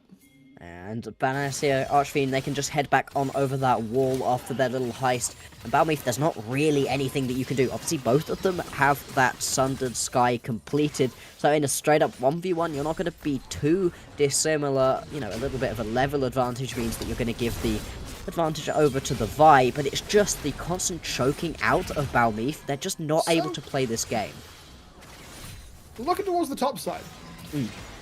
Vituso. He's been able to keep up okay with Archfiend. Oh, hang on. Oh, that's fine. Yeah, Rexat takes some damage, but he will mostly be fine. The Skarner. Perhaps we are now starting to learn why he is not picked as much anymore, because everyone just assumes he's going to be banned, so they don't pick him.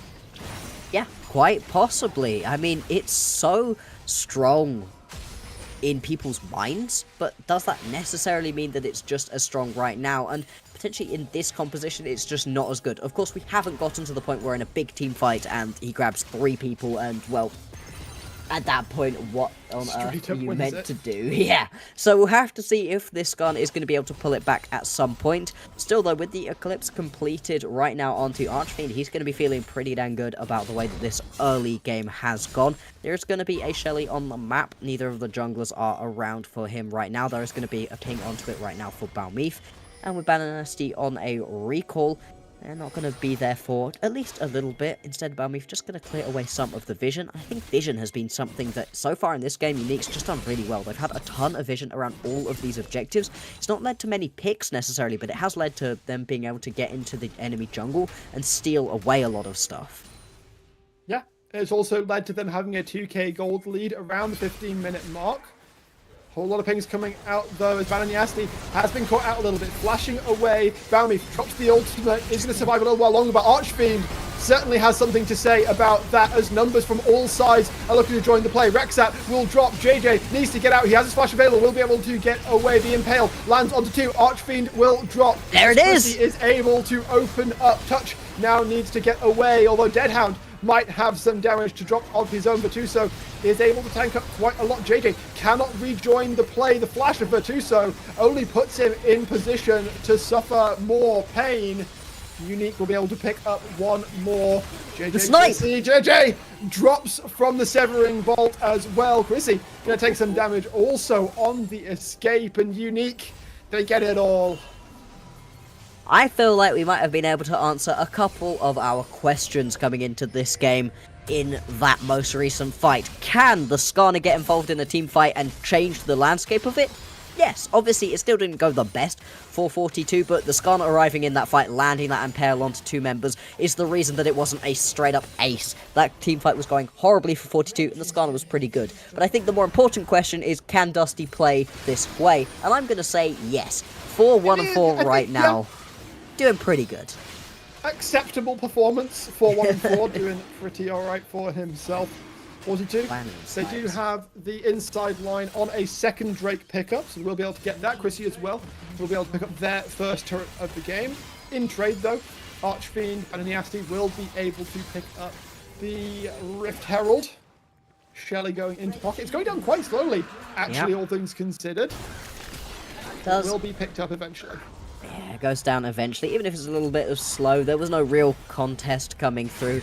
Wasn't too much of a risk of having that one stolen away. And once we get out of that team fight, I don't feel like anything changes too much. The gold lead increases. You're still feeling good about the early game as Unique, but this isn't the sort of leveling that we've been seeing from them prior to that loss, right? They felt like they weren't allowing other teams to even breathe in this game. It's been pretty dominant so far, but I've not seen that moment where I'm like, yeah, this is the 4-0 Unique that we had prior to yesterday. There's still obviously plenty of time in this game for them to just snap their fingers and win this game. But I'm going to be really interested to see where that is going to happen, if it ends up happening, or if 42 can find something crazy. Because right now, you know, top lane's not doing so bad. Like you said, get within touching distance, picked up a kill. Deadhound is getting engaged on here. Let's see. Looking to open up. Wow. Nearly gets Spell just shield. soloed. Well, Spell Shield keeps Deadhound alive. Balmy Rexat, they will be able to put some damage down, but Bananasti showing up just in time to keep that mid lane tier 1 turret alive. Of course, does still have Shelly in his pocket as well, but so might have just hit that point that he can trade back. We will find out who is doing the better. Ixtal's impact will bring him through the wall. Archfiend still feeling confident. The healing from the honey fruit. He's fine. Look at the healing that this guy has. Able to just run through walls as well, although this could be a big fight. Touch is a little bit of trouble here. Gonna have to flash away. Does get caught by the seismic shove. Batuso looking to join in on the mid lane play, and Pale does not find anybody. For 42, they do find their mark in the mid lane. Yeah, they do. They are able to get a nice little kill over onto Touch. This is going to open up this mid lane tier 1 tower as well. Going to fall. Nice bit of gold over to 42, and they are keeping themselves nicely in this game. Now only about a 2,000 gold gap between the two teams, and it was just an unfortunate situation where it felt like everybody's trying to collapse on everybody else. Archfiend had to get away. Touch, who was looking to try to join his top laner for the fight, just wasn't quite in the right position. Still though, we're going to get a Rift Herald put down into this mid lane. That means the outer turret for 42 is going to fall. Don't know if they're going to be able to get another charge off though, as the rest of 42 have just taken a reset. And on their way back, indeed, Shelly's just going to fall after taking the 1 tower. Yeah, the grand sum will be mid lane tier 1 turrets traded across the map, and as you say, there's still a 2.7k gold lead for Unique right now. But the game has certainly stayed relatively quiet. The leads that Unique had been able to find seem to have plateaued off a little bit, and yeah, if we want to see a return to that dominant force that they were in weeks past, then we really need to see them push the accelerator here. Absolutely.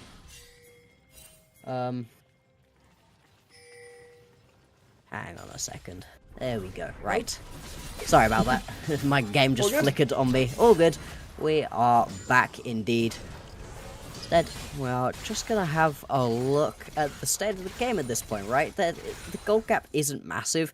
The Drakes aren't huge. With the Baron spawning, I don't think either of these teams can try to just steal it away. You don't take it that fast. You take it fast enough that with a couple kills, maybe with a big gap of vision, you can take this one away. But I think both of these teams are going to need to start a fight to be able to find that sort of play. If you're looking to start a fight right here, it is kind of on Bananasti to be able to find that initial engage. Otherwise, I don't really know who else it can be on the team to really find that initial one. Maybe a hook out of touch. Yeah, aside from that, yeah, options few and far between. JJ has to step on back to the tower. Numbers of Unique members making their way towards the bot side, putting down vision, preparing themselves for this next Cloud Drake spawning in 45 seconds time. From there, I mean, that is certainly... Ocean Soul is certainly a nice way back into the game for the side of 42. Unique, of course, will also very much like to do what they can to stop this. As you said, the Baron's not fast enough that if 42 wanted to start that one up, they could sneak it away and trade. Yeah, indeed. If they do try to sneak this one away, though, I mean, we're still pretty early in the game. They could end up taking quite a lot of damage from it. Not really sure if that's going to go as well for them as they would have hoped. This could be a big engage right here, though. Balmeave taking a lot of damage. Hook doesn't quite land, though. Just jostling for position. Vatuso Ixtal's impact will put him alongside his teammates. The Drake has now spawned Unique. Looking to stop this one up, and 42 not wanting to commit to it. They are going to give up the Drake to try and prioritize mid lane cryo, it seems. But with the speed that Unique can rotate with the Sivir, with the Hwei, they are going to be able to get to mid lane in time to defend their tier 2 turret. Their wave is going to get melted pretty darn quickly, although Touch taking a lot of damage. The engage comes through. Benaniasi looking for the backline. However, Chrissy and JJ able to keep themselves safe. Rexat flashes out, is still alive. Damage going through from Spiraling Despair. They'll Rexat live. will drop to Archfiend. Severing Bolt falls onto JJ's head once again. Another one comes through. Chrissy still staying relatively healthy. There's a wave right there. Archfiend at a moment's notice could look forward. Vatusa has been caught by Bananyasti. Get stopped. Can't find the wall, gets disrupted out of it, and that's 3 members down. Chrissy and Baumif still alive. If Unique wanted to start the Baron, in theory, not that much they could do to stop it. Instead, they are going to make discretion be the better part of valor. Take a reset, spend that gold that they just gained, spend that advantage, come back out onto the rift, ready to fight again. That was a just insane fight right there. Ooh. There's something about Unique that means they just survive. I mean, what are you saying, oof, at? Because the mid lane is an oof, the top lane is an oof. I think the jungle still counts as an Chrissy's oof, to be honest. Chrissy's doing okay, though. Chrissy's at 1.5k up onto Deadhound. So this is still very much a game that could just be a Zeri angle. Like, sometimes Zeri does Zeri things, and I mean, you win full again. item up, right? That Exactly. it could definitely happen, and I mean, Look at the CS. this is what I was saying 270. in the previous Every fight, single right? scrap of gold has been handed to Chrissy here. And this is what I was saying, right? That fight, there's something about Unique that means they just live those somehow. But everybody on Unique was so unbelievably low in that fight. It really looked like they were going to be able to win that fight 42. If they'd have just gotten one of those kills, all of a sudden they can turn around and just full engage. But it just didn't quite work out. And maybe with this Zeri now having full 3 completed items, you're going to actually pick up that kill, and then those fights can go differently. Stun lands onto Archfiend, but I mean, it's 2.5 item Renekton. I don't think he's worried all that much about that. Baumif, though, has been spotted, has the ult been early. found out, rooted up, locked up, and that is going to be too much damage for him to handle. His teammates cannot get to him in time. That's a jungler dead. That's a Baron for Unique. It should be, although 42, they have something to say about that still. Touch taking a ton of Do damage. they, though? They are down in numbers. TP is now coming through. Chrissy dropping quite low. Dusty also going to drop shutdown for JJ. It's still a 4 versus 3. Chrissy is the only one that matters. Deadhound will drop down, but Tuso is doing some good damage. JJ surviving for a fair long time. Touch will eventually knock him down. It's the Skarner versus the world. Flash forwards. He takes it down. Touch on the run, and in the 4v5 that 42 have no right to win. It's the Skarner that is running Unique off the rift.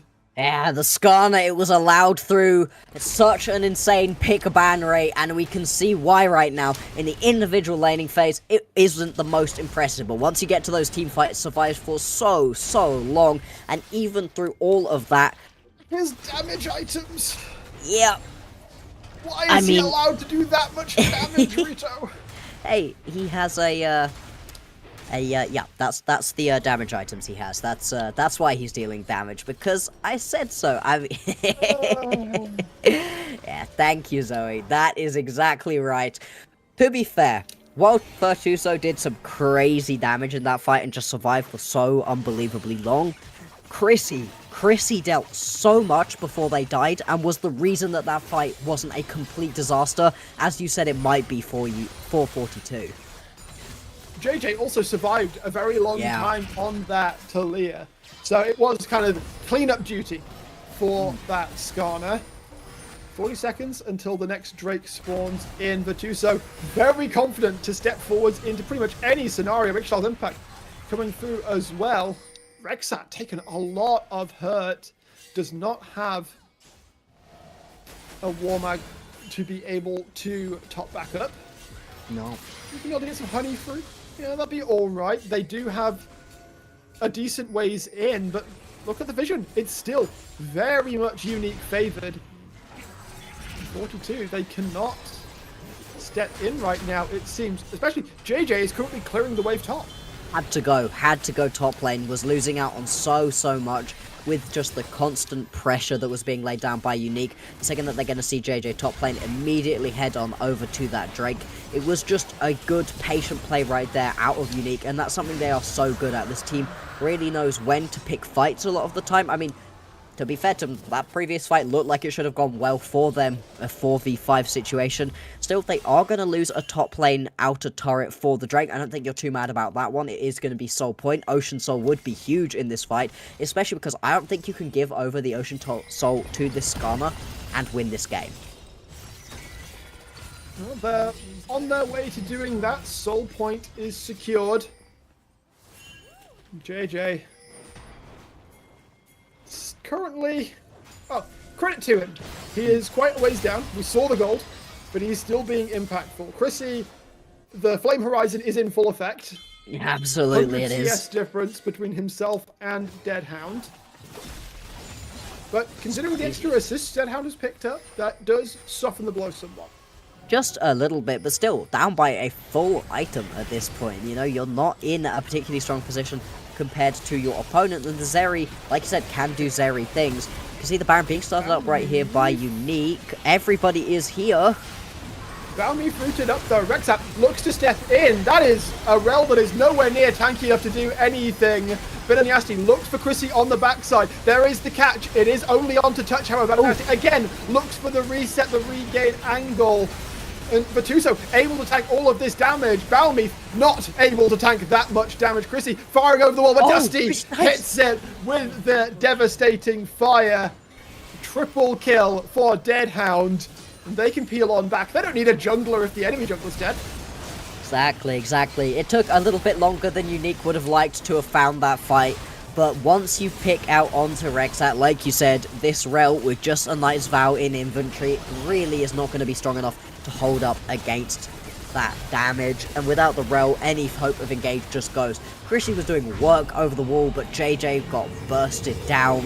Without Rexat, you don't have that spacing. And Virtuoso, again, was able to absorb so much damage. With 3 items completed, this champion is super strong, but it just isn't enough, unfortunately. And that is now going to be Baron buff over to Unique, and they're going to be looking for ways to crack the base of 42.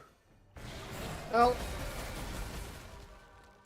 just looking at the items alone, and, I mean, let's look at the 2 carries here, shall we? Hui possesses some of the longest range poke in the game. Sivir has some very nice poke and some insane push potential. Oh, Balmeef. Balmeef. Found again in the middle of 4 members. He's going to try and do some damage. Puts Dusty decently low, but the follow-up again from 42 is far too late. Depth charge on to Rexat, and he too is going to drop. Deadhound finds himself on a rampage. Has reached that point, has the LDR, is now a tangible threat to these 42 tanks. And now the waves shall start to flow on in towards the 42 base. Tier 2s first. Inhibitors very much in their sights though. Okay, yeah, okay. Impale onto touch. He will drop here, but that's the support down. You've still got a lot of members to deal with. JJ! Yo, JJ, what? Looks for Dusty. Won't be able to find him. Put some good damage down on the Banyasti, but Chrissy unable to follow. Gets caught by the route out from Dusty. Damage. 42, they persist, they survive, but they had to give up 2 towers to do it. That was crazy aggressive right there out of JJ. Like you said, they lose out onto quite a lot of towers, a lot of standing gold, unfortunately, for that play. Still, they're not going to be massively unhappy with stopping the play, at least, but they are down by a huge chunk of gold, 7,000. With under a minute now until we're going to be seeing this next Drake spawning up, and this is the big one. It's going to be Soul 4 Unique if they can pick it up. 42, they love to grab this one. They have a lot of uses for this Ocean Soul if they could grab it. Still a long way off for them. 40 seconds until this next Drake spawns. The Baron buff will have fallen off Unique, I believe, when it does spawn. That's, you know, a little mercy. for the It's side on. of 42. Fatuso. Looking for an Fatuso angle needs in to hit a this time. three-man. He needs to hit a three-man impale here. At this point in the game, worth noting, 42 now are the ones that do have the inside line, but Archfiend. Oh, it misses! Impale Impale misses! misses the TP from Archfiend. Now joining the play, Fatuso gets melted. Tanky before, it doesn't matter. As Archfiend finds the back line, Chrissy obliterated. Baumif, the last man standing. He ain't going to be able to do much as a TP from Dusty will get that wave in top lane. Unique should be able to close the game out here. 30-second death timers. They will push in alongside that stacked top lane wave. It was a slow burn, but once that fire caught hold, it burned through everything 42 held dear. Right now, they will redeem themselves for a game lost yesterday. Unique will remain at the top of the standings. 5-1 for Unique. They don't fall down into that 4-2 cluster of teams that we have at the moment. Really important for playoff chances and seeding. If you can keep yourself ahead of the pack, locking up that first seed is going to be huge. And what a performance it was. I mean, it wasn't as clean as we're used to seeing. Unique, before that loss, they've won the game. You know, you're going, it's relatively even, it's done. That was a lot more back and forth, but it felt like there just wasn't enough for 42. They weren't winning enough of these fights. Beyond that miracle 4v5 that they were able to pick up, none of those team fights went in their favor, and you just can't win games like that, unfortunately. No, and that was, I think, a less chaotic game from 42. And there was certainly, as you said, some good moments. But perhaps chaos is the environment that 42 thrives in, because of the plays that were started, most of them were Unique started and Unique ended. Yeah. It was that one chaotic situation that they forged after Rexat died that all descended into chaos, that people are trying to kill everybody left and right, and somehow 42 come out on top. Yeah, I mean, if 42 were able to come out on top of a couple more of those fights, things could have been very different. There was that one mid lane fight play where 42 were chasing onto Unique, trying to get them back, but they were able to just escape out and then turn, re-engage because of the just ridiculous amount of damage that the Hui can do. I think for all of the teams, don't give the Hui over. Apparently it can be played by two of these guys to a brilliant effect. I think unfortunately that might just be a permaban up against Unique. I mean, as soon as it becomes a legitimate flex concern, I think it's just not worth it anymore. I mean, they were already banning it against Deadhound. So just ban it against both of them and you're probably a little bit better off. We do have one more interview coming up. I'm being told Archfiend will be coming in for that. Give us a couple of minutes to set that up and then we'll close out the day with that. See you in a bit.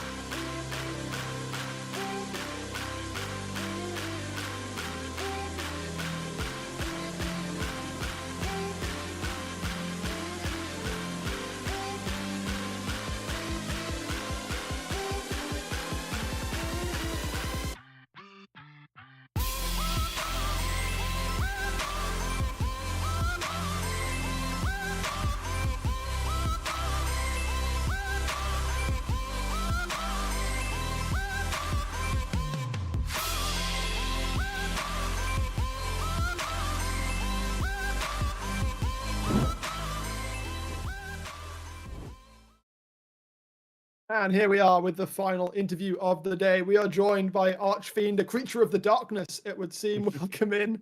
Congrats on the win. Thank you. So, yesterday, obviously, we're going to have to address it. The loss of Yeah. Garden Gaming, how did it affect the team? I feel like we still had our energy up after that loss. It wasn't a depressive loss. We were actually happy that we lost that game because it shows that it wasn't gonna be that one-sided, the tournament. Yeah, that was the energy after the loss. We weren't let down, and we are now starting a new win streak. A really good way of looking at it. And I mean, we often talk about how teams who lose their undefeated streaks, the next team to face them often doesn't have a great time. So what did you do to set your sights on 42 and make sure you could bounce back from that lost streak immediately? I mean, we looked at their stats in the division and their solo queue games. We basically scouted them like we do with every team. And we put up a plan, synergize our comp, talk what we want during the game, and follow a plan. That's how we do it in every game. Look at pro games, and we improve in solo queue, like every team and every player. Perfect. And I mean, in your individual lane matchup specifically, we were talking about how the Skarner really surprised us getting all the way through to that R5 pickup. Really surprised us that you let it through. It's been pretty much banned in every single game this whole tournament. Did you guys not really think it was going to be that much of an issue? How was the Renekton versus Skarner matchup for you?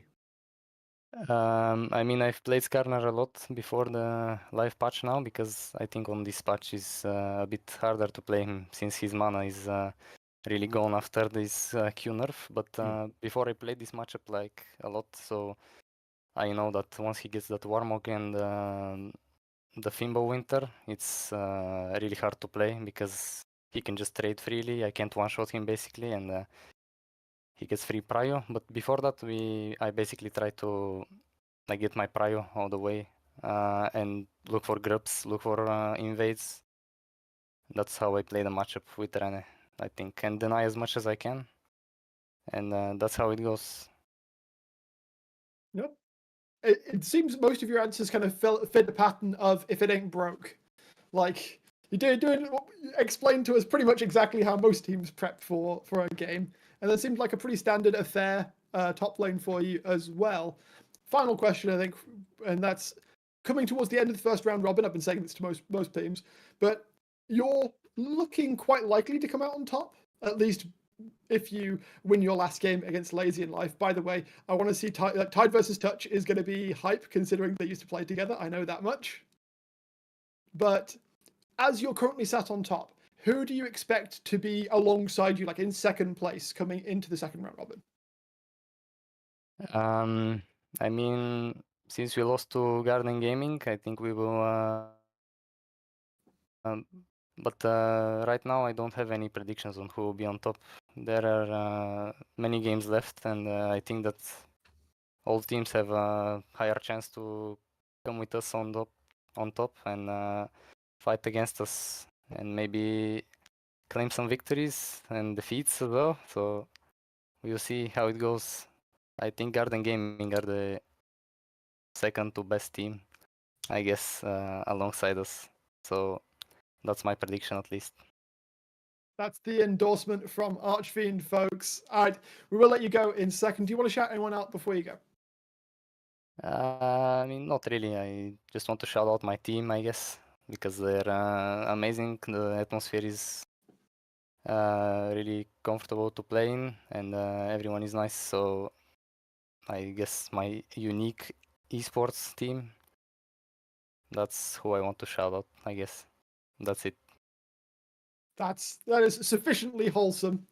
Yeah. Thank you again, Archfiend, for coming for the interview. We'll let you go now. Congrats again on the win. Of course, we'll see you next week. Yeah, see you. Thank you. All right. 4 more games in the books, Max.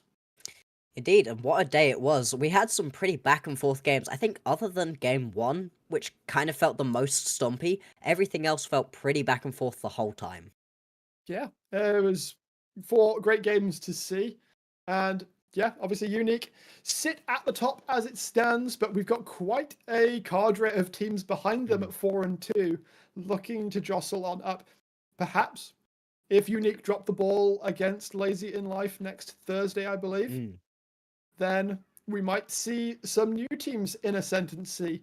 We come on through. That is going to do it for us for the day, though. I've been Brackish joined by the Illuminary, my best buddy Black Bloxer, and of course Casual Cutie Zoe, our other best bud on production.